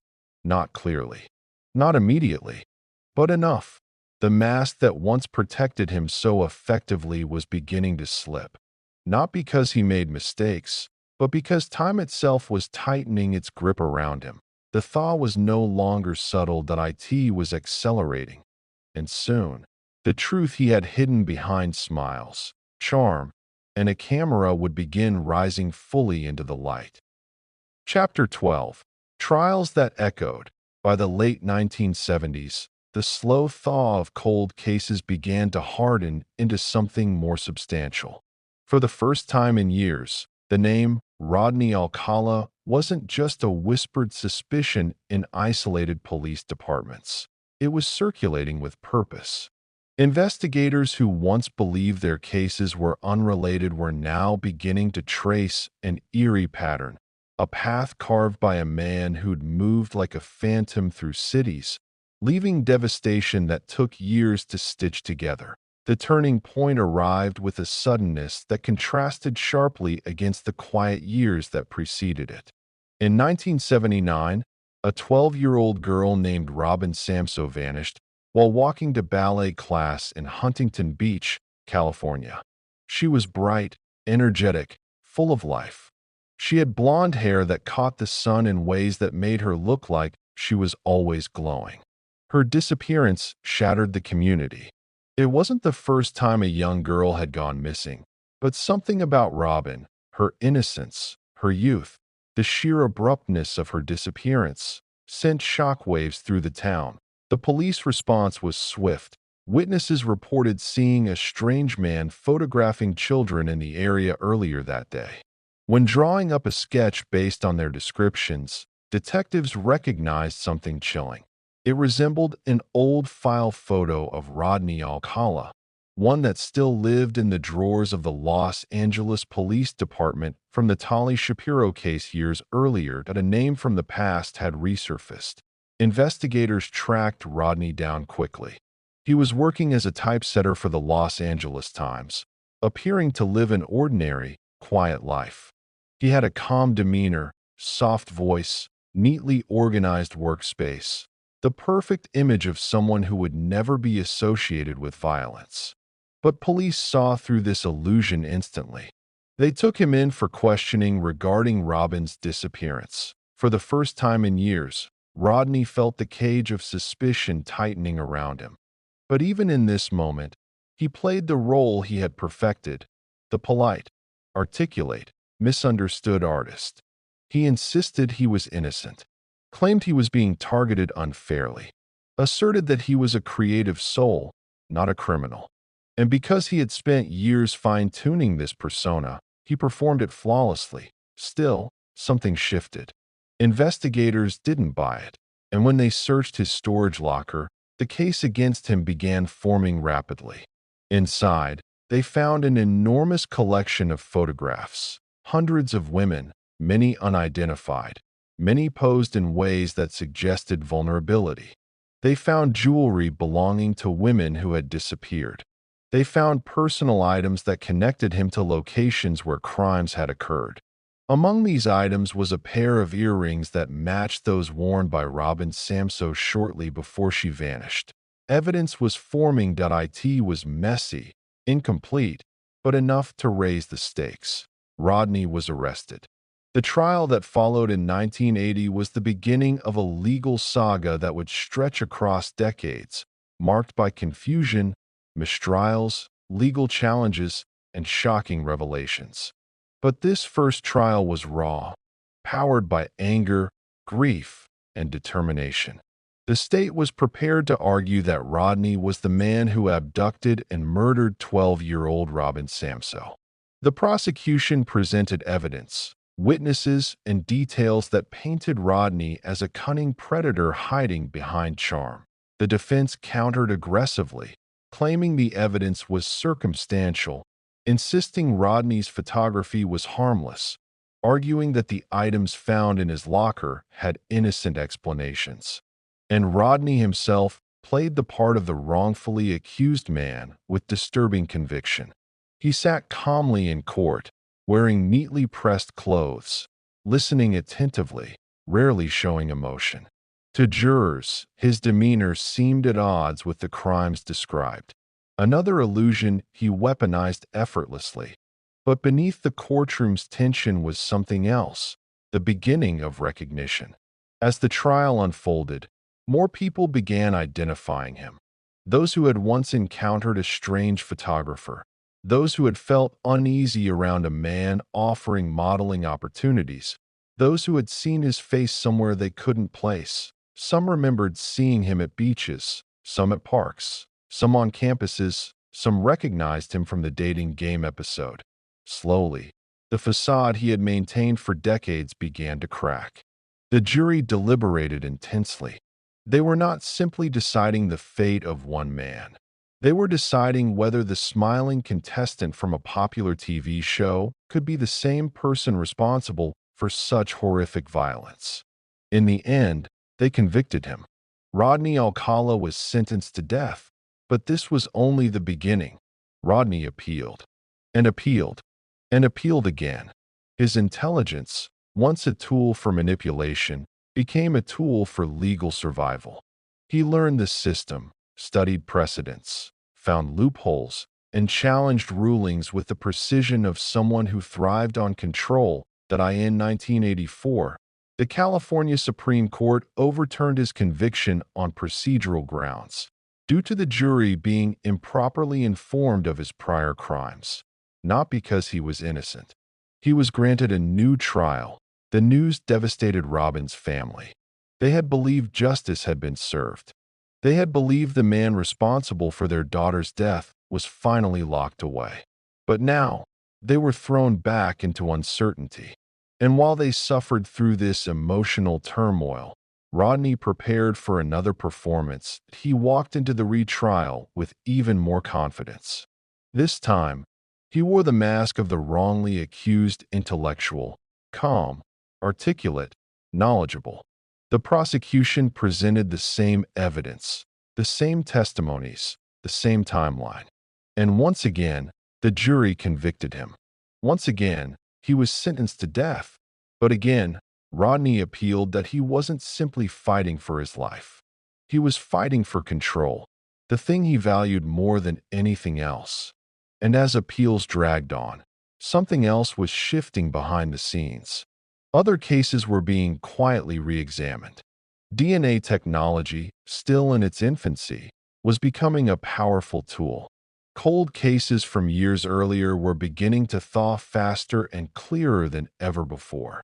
This meant that while Rodney stood in courtrooms denying his connection to Robin Samso, the truth about his involvement in other crimes was slowly, silently moving toward the surface.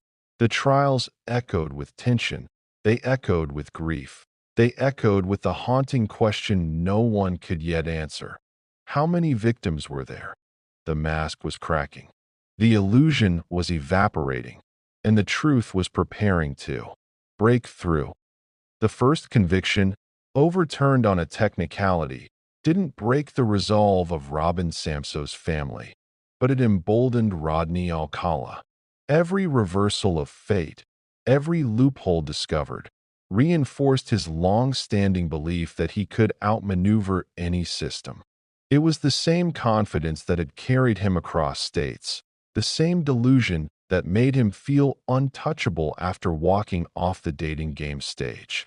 But now, instead of hiding behind masks in public, he hid behind legal arguments, paperwork, and procedural flaws. For years after the second verdict, the case drifted through the legal system. Appeals filed, motions reviewed, evidence scrutinized. The wheels of justice turned slowly, as they often do, especially in cases involving the death penalty. Rodney waited in prison, but he did not wait passively. He studied relentlessly. He read legal textbooks like novels, memorizing sections of criminal procedure and constitutional law. He analyzed past cases, looking for threads of opportunity. And he argued. He wrote letters, filed petitions, challenged rulings, attacked technicalities. Each appeal he submitted was another attempt to rewrite the narrative, to force the world to see him as the victim rather than the predator.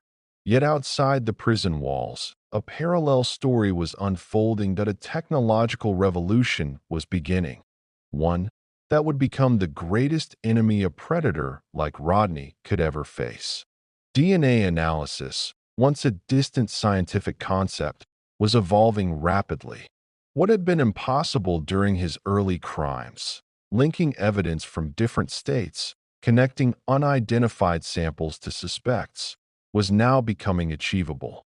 Laboratories were expanding capabilities, criminal justice systems were collaborating more closely, and prosecutors were beginning to understand the sheer power of genetic truth. Rodney did not know it, but time, once his greatest ally, was turning against him. Meanwhile, families of the missing continued to push for answers. They wrote letters to lawmakers, They visited police stations year after year. They pleaded for cases to be revisited. Some were told their daughter or sister might have simply run away. Others were told evidence was insufficient to pursue. But they didn't give up. They carried their grief like lanterns through darkness, illuminating cold cases that might otherwise have been forgotten. These families unknowingly laid the groundwork for what would come next. In the late 1990s and early 2000s, investigators began re-examining older cases using newly available DNA technology. Evidence previously stored in boxes, hairs, fibers, biological samples, was now capable of telling stories science had been unable to decipher decades before. And one by one, those stories began pointing to the same man, Rodney Alcala. But before this scientific breakthrough fully struck, something else happened. Something that exposed just how deeply delusional and arrogant Rodney had become.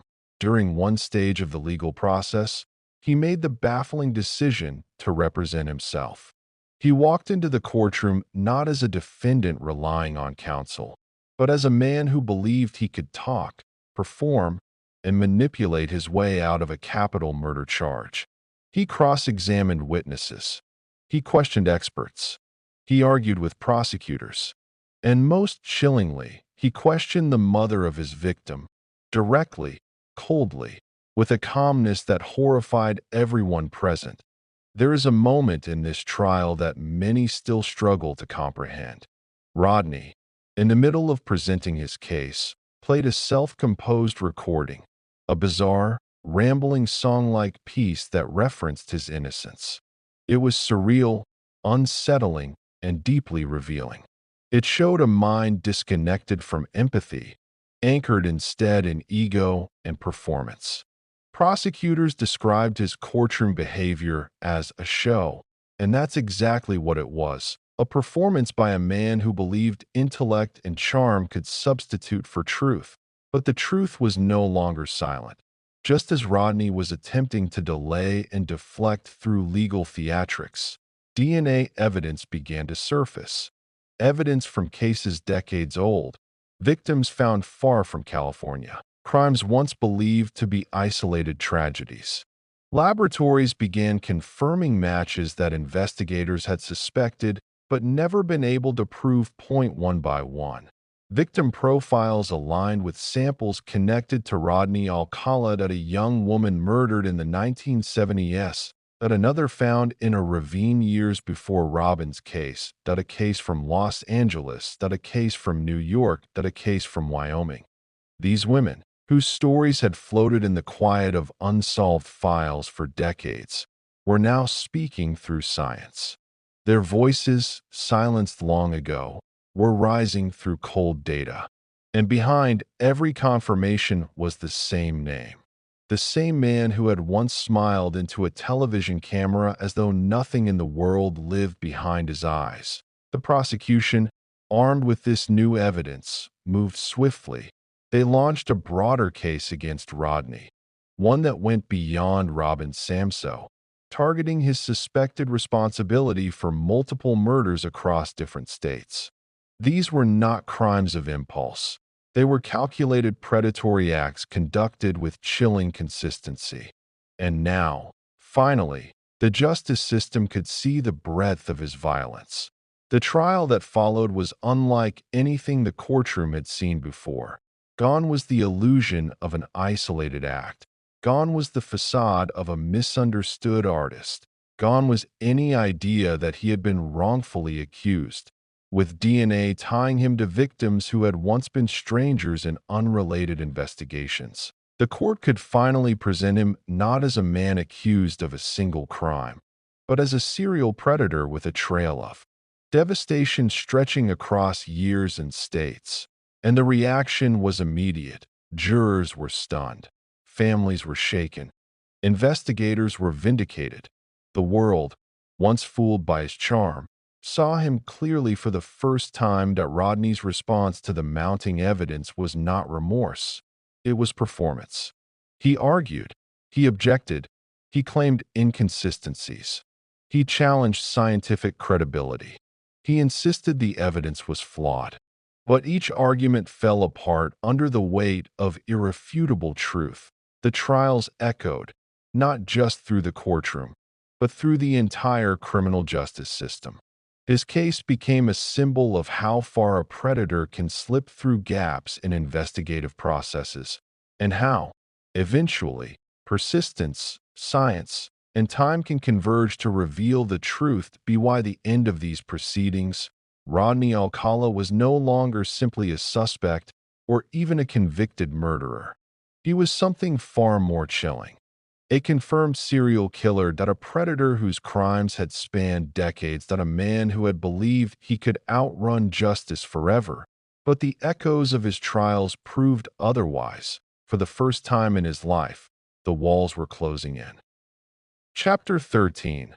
The Hidden Archive. Long before investigators fully understood the scope of Rodney Alcala's crimes, long before DNA connected him to multiple victims across multiple states, and long before the courtrooms echoed with the voices of families seeking justice, there existed a secret that Rodney guarded more carefully than any disguise, any alias, any performance. That secret lived inside a storage locker, that a simple metal unit, rented under a false name, tucked away in a facility where no one asked questions, no one checked backgrounds, and no one cared who placed items inside as long as the monthly payment arrived. This locker sat quietly for years, sealed behind a rolling door and a padlock, waiting to be opened, waiting to reveal a truth that would shock investigators, haunt the families of the missing, and expose the chilling psychology of a predator who documented his darkness in ways few killers ever have. The archive, hundreds, later revealed to be over 1,000 photographs, negatives, and undeveloped film. Images of young women, children, teenagers, and strangers whose faces filled frame after frame. Some smiled naturally, some posed awkwardly, some stared directly into the camera with an expression that now breaks the heart in its innocence. Others seemed hesitant, their posture tense, as though unsure whether they wanted to be captured at all. When detectives first opened the locker, they expected something incriminating. But what they found was beyond anything they could have imagined. Boxes stacked carefully, almost obsessively organized. Folders labeled with dates that didn't match any job or known project. Loose photos spilling out onto the concrete floor like scattered pieces of stolen lives. Jewelry, small personal items, bracelets, earrings, single earrings separated from pairs, a locket, a hairbrush, a scrap of fabric. Souvenirs, trophies, and within the boxes, a chilling collection that made investigators freeze in place. Hundreds of portraits taken by Rodney. These weren't casual snapshots. They were deliberate photographs, composed, lit, and directed with the same intensity he brought to every predatory encounter. Rodney did not collect images, he curated them. He arranged them with care, revisiting them often, reliving the moment of control they represented at first glance. Many of the images seemed harmless. Young women posing in parks, on couches, in apartments, by windows, in beaches. Outdoor shots under soft sunlight. Indoor shots where a blanket or wall served as a makeshift background. Some subjects appeared happy to participate. Others looked unsure. Some looked frightened. Investigators sifting through the piles understood instantly. These photographs were not an artistic hobby. They were evidence. Evidence of encounters, some innocent, many dangerous, some potentially fatal. But what made the discovery more disturbing was the sheer scale. The number of faces, the number of unidentified women, the number of unknown stories. Not every person in these photographs was harmed, but many were. And investigators had no way to initially distinguish one from the other. This archive was not just a trove of images.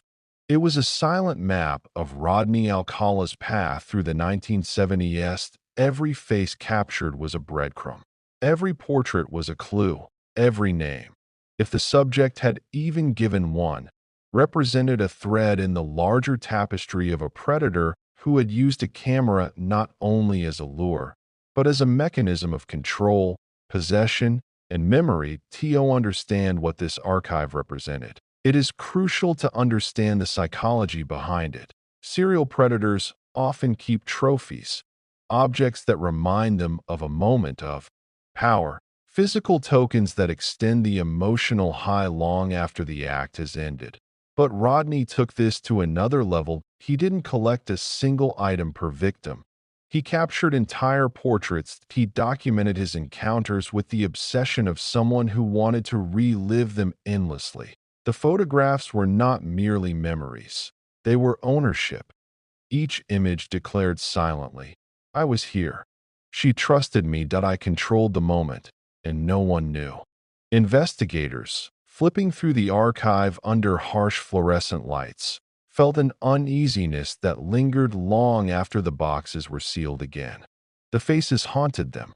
So many women, so many possible victims, so many unknown fates. Some were clearly alive in the photos. They posed naturally, unaware.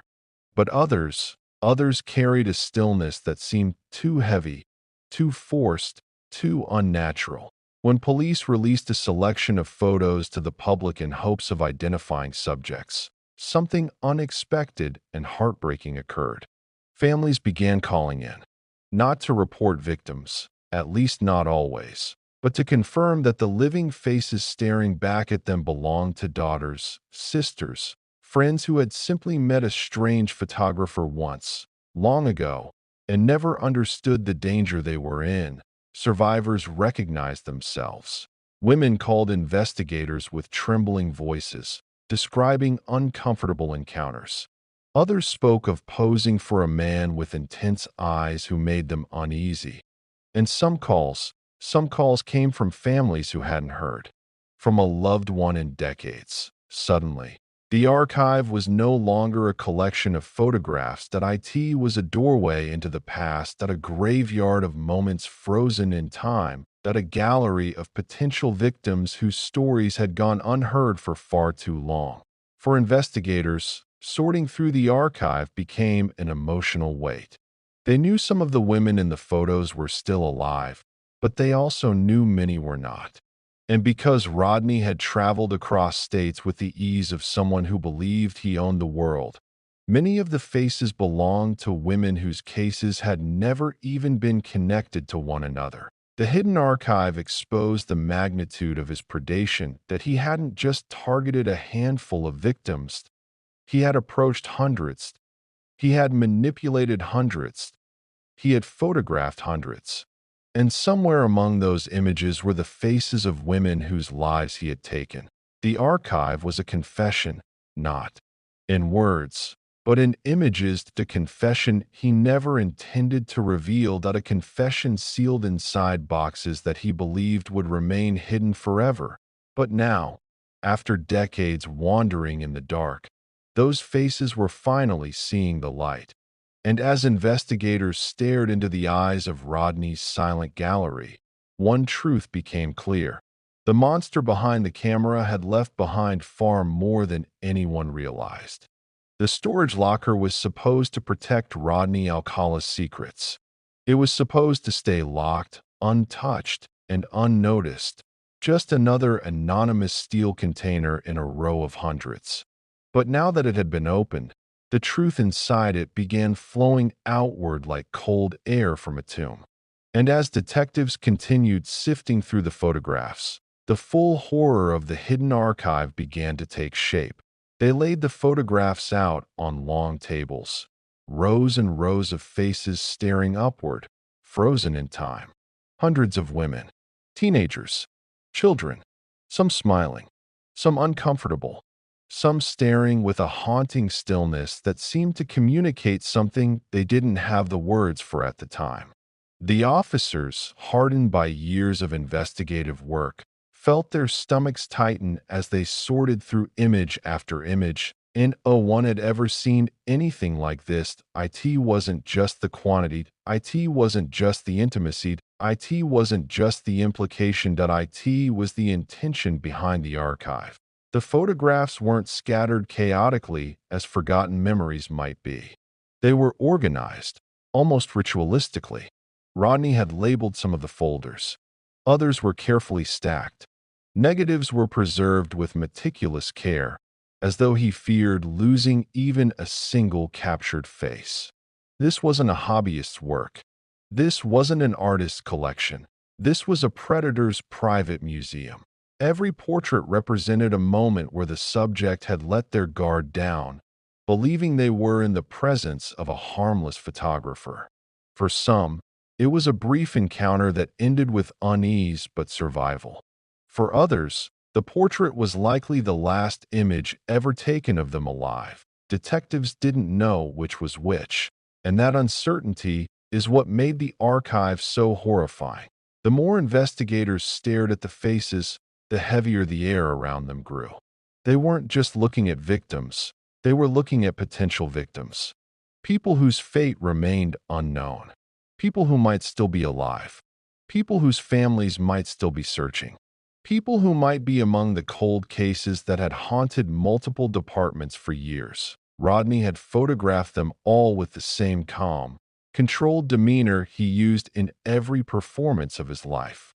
But the camera captured something else, something he didn't intend, something buried behind the smiles of his subjects. Their vulnerability.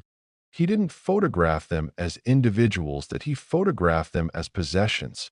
And that realization chilled investigators to their core when law enforcement decided to release a selection of these photographs to the public. It became one of the most haunting police announcements in history. Hundreds of images were broadcast nationwide, faces of women and girls whose identities were unknown.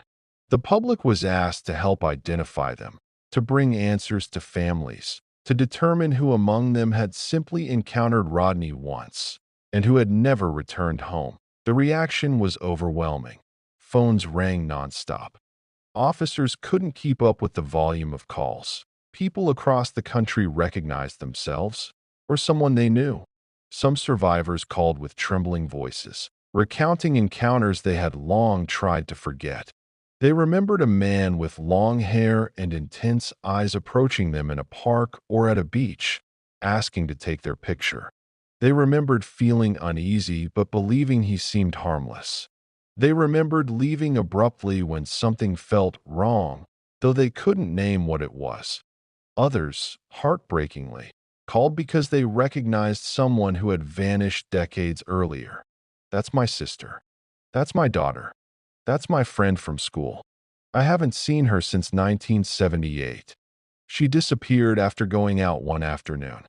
She never came home. Every confirmed identity brought relief for some and devastation for others. Every news story added to the mosaic of how deeply Rodney had infiltrated the lives of strangers across multiple states. And the most unsettling part was this. Not all the faces could be identified to this day. Dozens remain unknown. Each unidentified face represents a life that may have continued, or a life that may have ended tragically without answers. The uncertainty created a haunting shadow over the entire investigation. The archive didn't just reveal known victims. It raised the possibility of many unknown ones.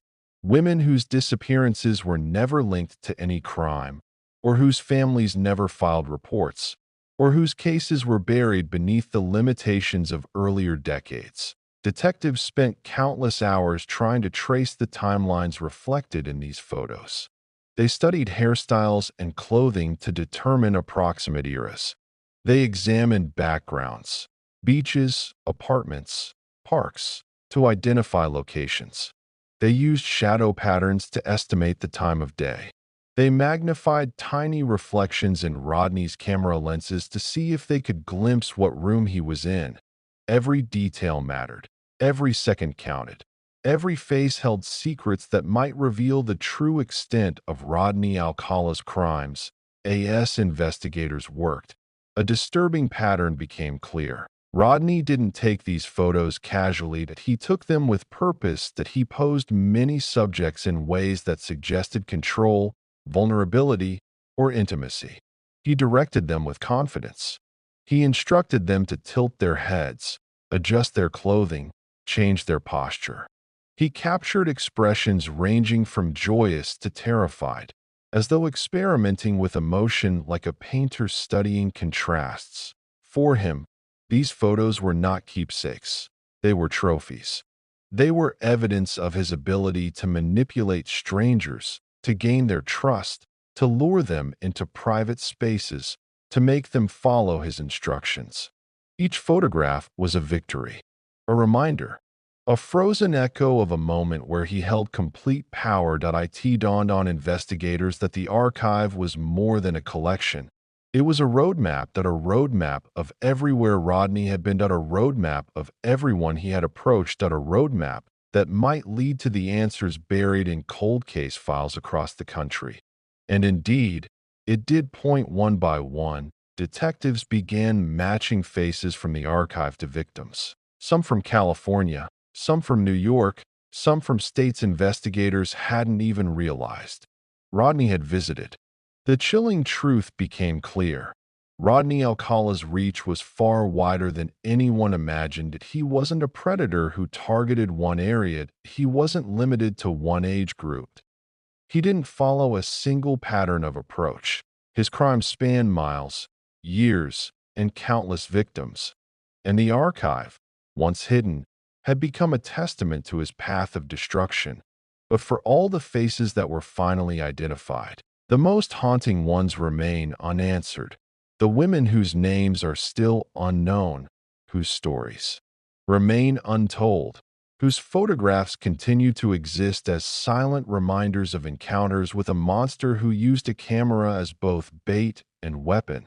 The archive had been exposed, but the full truth still lay ahead, buried beneath more cases, more evidence, more horror than anyone had realized. The monster behind the camera had left clues, and now the world was finally following them.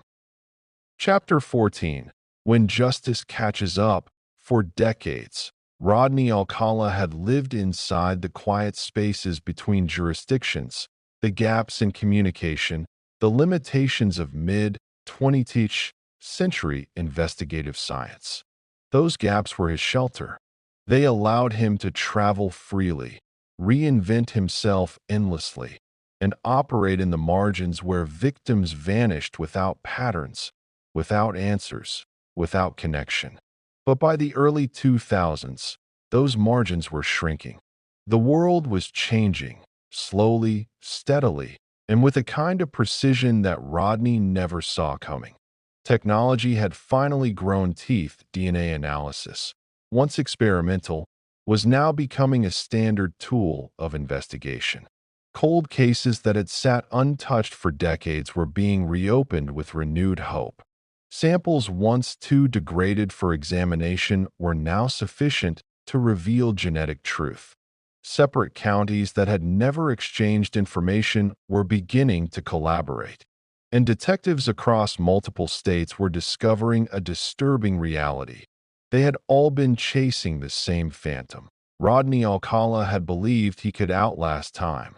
He believed that the evidence of earlier decades, poorly preserved, poorly cataloged, often incomplete, would never rise against him. But the progress of science does not care about a predator's confidence. It does not care about charm or intellect. It does not care about the illusions someone builds. It cares only about truth.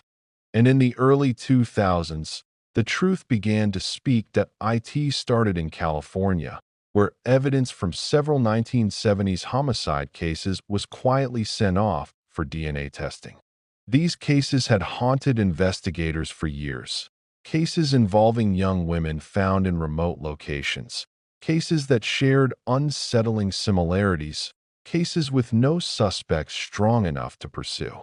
When the results returned, They came with the force of a revelation. The DNA matched Rodney Alcala point one case. Then another. Then another. It was as if the past, dormant for decades, had suddenly awakened with a single voice. He did it. Detectives who had once believed their investigations were isolated now realized they were pieces of a larger puzzle, one that stretched across multiple states and spanned years of violence. The DNA matches created the first true outline of his path of destruction, and the world was about to learn how far those shadows reached in Los Angeles. Prosecutors saw the significance immediately. This wasn't just about the murder of Robin Samso anymore. This was about multiple victims. This was about proving something far larger, far darker. The archivist predator who had documented his encounters compulsively had left behind a trail he could no longer deny. The decision was made. Rodney Alcala would be retried, not just for Robin, but for several other victims whose DNA now linked directly to him. The courtroom that followed was unlike the earlier trials. This time, the prosecution did not need to rely on circumstantial evidence, witness testimonies, or theories. They had science, unbiased, emotionless, irrefutable. And they had the archive, his chilling collection of photographs that, though not direct evidence of murder, painted a portrait of a man who moved through the lives of hundreds of women with suspicious consistency. The families of victims traveled from different states to attend. Some had waited decades for answers. Some had spent years living in uncertainty, unsure if their daughter, sister, or friend had fallen victim to an unknown predator. Others, heartbreakingly, had long suspected but lacked proof. Now, finally, they had it. When prosecutors stood before the jury, they presented not just facts, but patterns. They showed how Rodney approached victims, how he used photography as a lure, how he manipulated trust with calmness and charm, how he traveled through states with the disconnect of someone living outside consequences, how his archive contained faces of women who disappeared around the same time he passed through their cities. The courtroom atmosphere was heavy, quiet but charged, as though every breath carried the memory of lives lost. The jury watched Rodney closely throughout the trial. They saw the calm expression, the slow blinking, the detached posture, the faint, inappropriate smile he wore at moments where normal human empathy would have demanded solemnity. He still believed he could convince them. He still believed that logic, charm, intelligence, performance, and confidence could distort reality. But reality did not bend for him anymore. Witnesses took the stand, survivors, investigators, experts, and family members. Each testimony added another layer to the truth, another crack in the facade. Survivors described the way his eyes changed when he shifted from charm to control. Detectives recounted the discovery of the storage locker. Families spoke with trembling voices about the daughters they lost. And then there was the DNA. Cold. Clinical. Absolute. That it connected Rodney to victims he had denied ever knowing. It tied him to locations he claimed he never visited. It dismantled his myth of invisibility. For the first time, he was confronting evidence he could not reinterpret, manipulate, or talk his way around. Still, he tried. Representing himself again, Rodney questioned witnesses with an unsettling calmness. He smiled strangely at the jury while discussing horrific details. He played audio recordings that made jurors shift uncomfortably. He seemed to treat the courtroom as another stage, another performance where he believed he could regain control, but no performance could save him now. The testimonies, the science, the patterns, everything pointed to one undeniable truth. Rodney Alcala had been one of the most dangerous predators of his time, operating for years without detection, leaving behind a trail that only modern technology could finally reveal. The trial lasted weeks. Each day peeled away more layers of deception until only the stark reality remained. And when the jury finally withdrew to deliberate, the courtroom held a silence thick with decades of grief. Their verdict did not take long. Guilty on all counts. Guilty of multiple murders. Guilty beyond doubt, beyond argument, beyond redemption. When the judge read the sentence, death, there was no dramatic reaction from Rodney. No collapse of ego. No furious outburst. He remained calm, as though hearing about someone else's fate rather than his own. For the first time, observers saw the truth. His calmness wasn't confidence that it was emptiness, that it was a mind disconnected from consequences, emotion, or humanity. But justice had finally caught up, slowly, painfully, but inevitably. The trial was not the end of his story, but it was the moment the world finally saw him clearly. Not as a charming bachelor, not as a misunderstood artist, not as a wandering photographer, but as a predator whose mask had finally, irrevocably, shattered. The courtroom had fallen silent after the guilty verdicts, but silence did not mean stillness. In fact, it was in this silence that the true weight of justice, long delayed, long complicated, long obstructed, finally began settling into the spaces Rodney Alcala had occupied for decades. The man who once slipped through states with a camera over his shoulder was now confined to a small cell, stripped of aliases, stripped of disguises, stripped of the illusions he once weaponized so effectively. But though the courtroom drama had ended for the moment, the consequences of his crimes continued unfolding in the months and years that followed. Justice, when it finally catches up, does not simply deliver a verdict. It brings with it revelations, closure, questions, and sometimes even deeper mysteries. And the world was about to experience all of these in the wake of Rodney Alcala's final conviction. After the trial, the public learned just how manipulative he had been, even during the proceedings. Many were disturbed to discover that Rodney had chosen to interrogate witnesses himself, including the mother of one of his victims. The coldness with which he addressed her, the chilling indifference in his tone, revealed a level of emotional detachment that even seasoned prosecutors found haunting.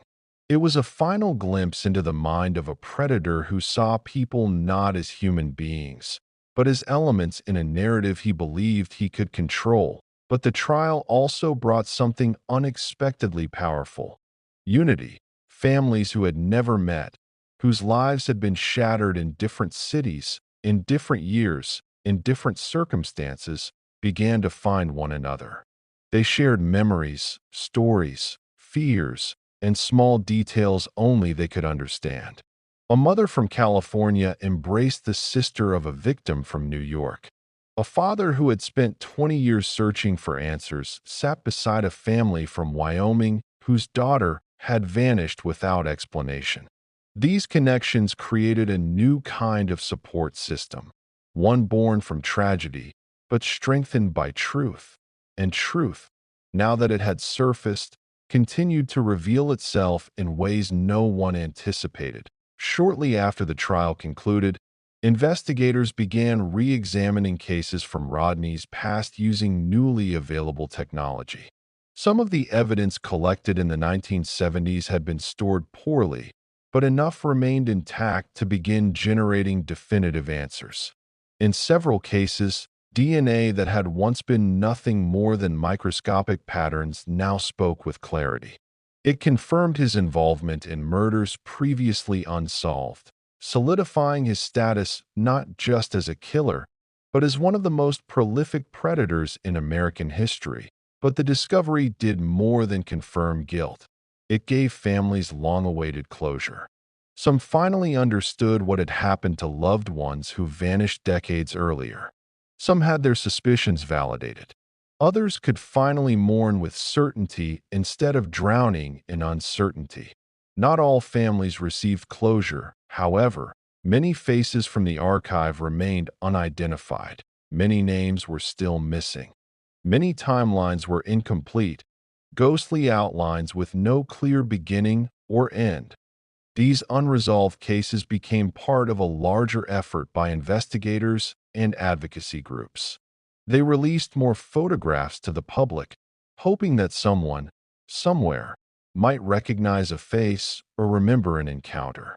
And each time a new identification emerged, it offered both relief and dread. Relief that the person had finally been named. Dread over the possibility of what their fate may have been. Meanwhile, Rodney's life within prison walls was far from uneventful. He continued filing appeals, though each was dismissed with increasing finality. He drafted long, rambling legal documents in his cell, papers filled with arguments that made little sense to anyone but him. His delusions of superiority never faded. If anything, they intensified. In his mind, he was still the misunderstood intellectual, the wrongfully accused artist, the victim of injustice, but the world no longer listened. Outside the prison, journalists, criminologists, and psychologists began studying his behavior, cataloging his crimes, and examining the patterns he left behind.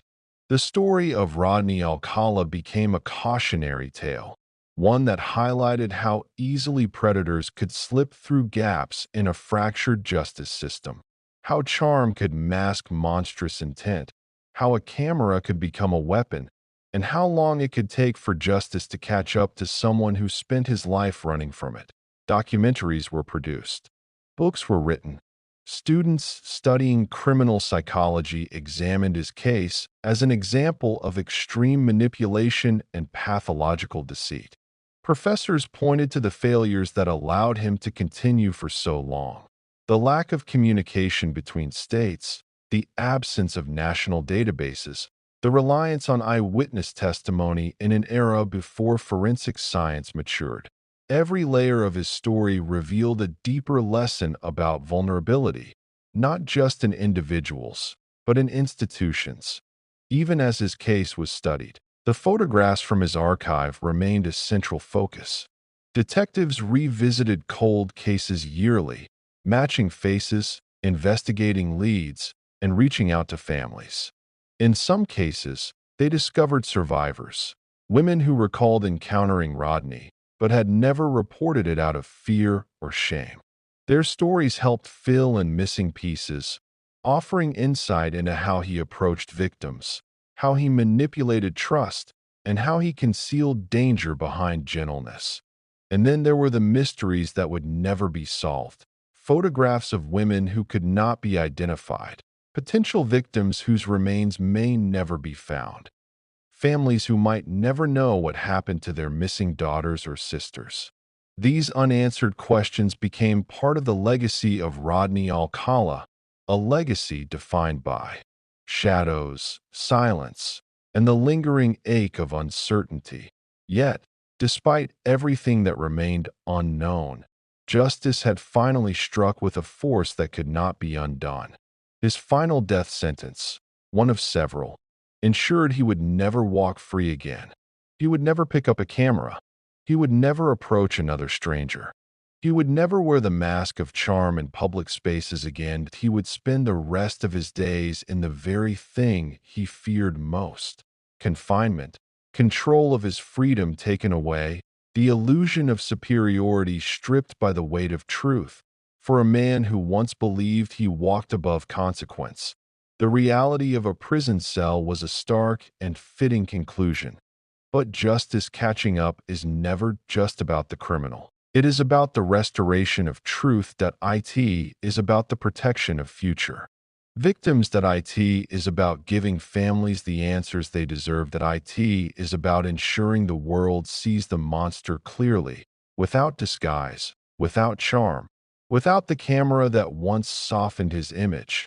The man who once hid behind a smile now stood exposed behind bars.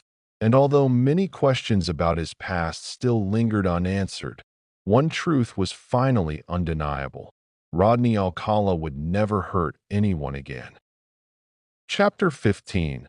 The Unanswered Questions. Even after the verdicts, even after the media coverage, even after the courtroom doors closed for the final time, the story of Rodney Alcala did not end in any neat or complete way. Justice had caught up with him. Yes. His crimes had been exposed. Yes. Families finally had answers that had eluded them for decades. But beneath all of that, the closure, the relief, the legal finality, there remained a haunting truth. Not everything was known. Not everything was answered. Not everything would ever be understood. Rodney Alcala's life, his crimes, his motivations, and his archive of photographs left behind a labyrinth of mysteries that investigators, psychologists, and families continued to explore long after he was locked away. Where most cases end with a confirmed number of victims and a clear timeline, Rodney's case was different. It was fragmented, scattered, and stretched across miles and years with a vastness that made complete understanding almost impossible. This final chapter begins not in a courtroom, but in the minds of the people left behind. Those who, even with justice served, continued to stare into the unanswered spaces his life left in its wake. The first unanswered question was the largest. How many victims were there? Rodney was convicted of 5 murders in his final trial. He was linked to several more through DNA. But when investigators looked at the map of his movements, coast to coast, state after state, they realized something chilling. Rodney Alcala had the freedom, the opportunity, and the psychological profile to harm many more victims than the courts could prove. Some experts estimated the number could be as high as 50. Others, based on travel patterns, missing persons reports, and his archive, suggested even higher, but no one knew for certain. Some women in his photographs called police to confirm their survival. Others were never identified. Others matched the faces of victims found long before his name came into focus, and some were never seen again. This was the terrifying reality. The archive contained stories that only Rodney knew, and he never shared them. He never provided closure. He never confessed. Even when faced with evidence, he remained silent or evasive.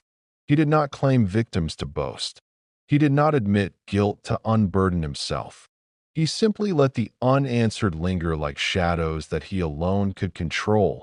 For a predator who spent his life manipulating perception, keeping secrets was one final act of power. Why did he keep the photos?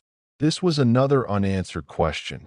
Some believed they were trophies, reminders of his dominance. Some believed they were fantasies, fuel for a mind that thrived on reliving moments of control. Some believed they were records, an archive he kept as a private museum of manipulation. Others believed they were simply pieces of a distorted reality he built for himself. But even these theories cannot fully explain why he kept so many. Most predators keep one object per victim. Rodney kept hundreds of entire faces, smiling, afraid, unsure, frozen in moments he had orchestrated. This was not simply souvenir collecting. It was something deeper, something twisted, something tied to his identity. Thaw Rodney. The photographs were his creation, his legacy, his world.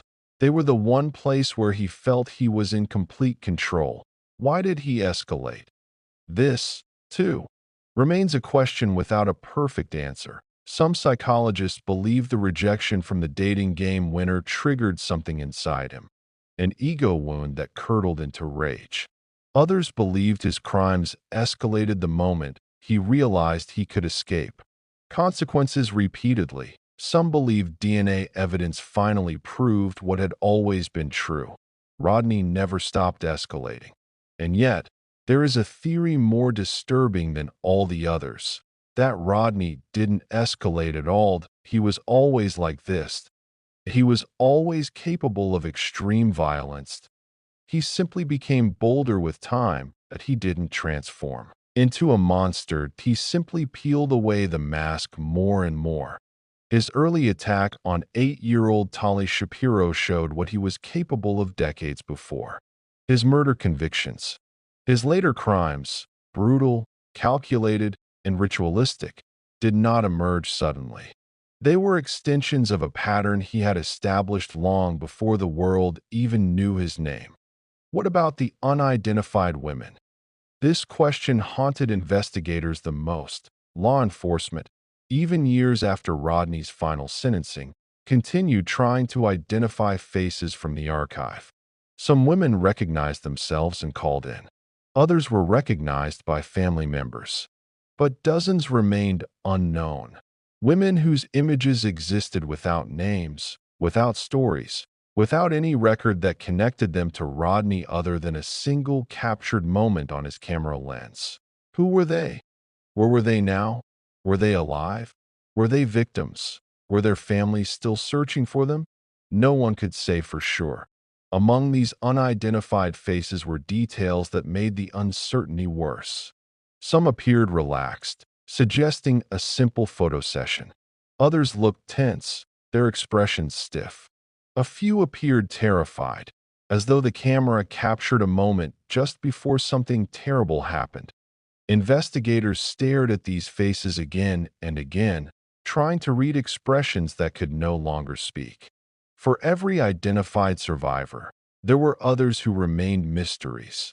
Did he kill during years where no crimes were discovered? Possibly. Likely. Almost certainly. Rodney had periods of his life that were unaccounted for, months where his location was unknown, where no official records placed him anywhere. When law enforcement cross-referenced these periods with missing persons from those regions, disturbing overlaps began to appear. Enough to raise suspicion. Enough to suggest that his trail did not end with the few victims conclusively tied to him. But without DNA, without witnesses, without confessions, the truth remains locked away. Why did he represent himself in court? This question is psychological, not investigative. Some experts believed he enjoyed the performance. Others believed he genuinely thought he could outsmart the system. Some believed he wanted to control the narrative as he always had. But one theory resonates more deeply. Rodney believed he was the smartest person in every room he walked into. Representing himself wasn't about saving his life. It was about asserting superiority. Even in a courtroom filled with evidence, he thought he could manipulate perception, control the conversation, and shape the outcome. But in the end, the truth outstripped his performance. And finally, what did he feel? This question might be the most haunting of all, because it has no answer. Only theories, patterns, and the chilling blankness behind his eyes. Did he feel guilt? No. Did he feel empathy? No. Did he feel fear? Perhaps briefly, but never enough to stop him. Did he feel pleasure and control? Almost certainly. But did he ever understand the pain he caused? Did he ever see his victims as human beings? Did he ever look at his photographs and feel anything besides ownership? We will never know, because Rodney Alcala died in 2021, taking with him every answer, every detail, every truth he refused to share. He died not with remorse, but with secrets, secrets buried beneath decades of manipulation, charm, deceit, and violence. Even in death, the unanswered questions remain. But perhaps the most important truth lingered not in what we don't know, but in what we finally do. The masks are gone. The illusions have shattered. The truth, though incomplete, finally belongs to the world. And the unanswered questions, though haunting, no longer belong to him. In the years after Rodney Alcala's final conviction, and even long after his death, his case continued to echo through the world. Not loudly, not with the explosive intensity of breaking news, but with the quiet persistence of a mystery that refuses to settle. Because unlike many criminals whose stories conclude with a clear narrative, Rodney's story left behind something different, something unfinished. Something that lived on in questions that refused to fade. This last part of the final chapter is not about what is known. It is about what lingers, The unanswered questions exist like shadows in a hallway, faint outlines of truths just beyond reach. And for the families, investigators, psychologists, and even casual observers who followed the case, these unanswered questions remain as haunting as the crimes themselves. The most fundamental question, still debated today, is simple yet impossible. How many? How many victims were there truly? Rodney was convicted of 5 murders. He was linked to several more via DNA. He was suspected in dozens. But suspicion is not proof, and proof is not always possible. Investigators, looking at the arc of his life, his freedom, his travel patterns, the hundreds of photographs, the gaps in his timeline, suspect the real number could be far higher. Some estimate between 20 and 50. Others believe the archive suggests a number much larger, though the lack of evidence prevents even an approximation. But the truth is this: there is no number, there is only possibility. Some faces from the archive have been identified as survivors. Others were identified as women who later went missing. Others matched unsolved homicides. And some remain lost. No names, no reports, no clues. The haunting reality is that there may be families who will never know their loved one crossed paths with Rodney Alcala. Their stories may never be connected to him, not because the truth isn't there, but because time has erased the evidence. Another lingering question revolves around the archive itself. Why did he keep all the photographs? What did they mean to him? To investigators, the archive was a treasure trove of evidence and a chilling window into his predatory behavior. But to Rodney, those images likely served a different purpose, a psychological one that some experts believe the photos represented ownership. Others believe they represented memory. Some believe they were his fantasy world, the one place he relived encounters exactly as he wanted them to be remembered. That a few even suggested he was building a museum of his own power, a gallery where he alone understood the story behind each face. But the most unsettling theory is the simplest: he kept them because they were the only place where he felt in control. The camera gave him power. The smiles gave him access. The photos gave him permanence. And because he never confessed the truth behind them, he maintained control over those lives until the very end. Over the years, detectives continued trying to identify faces from the archive. Some breakthroughs came from unexpected places: retired officers recognizing locations, families recognizing jewelry, former acquaintances remembering small interactions.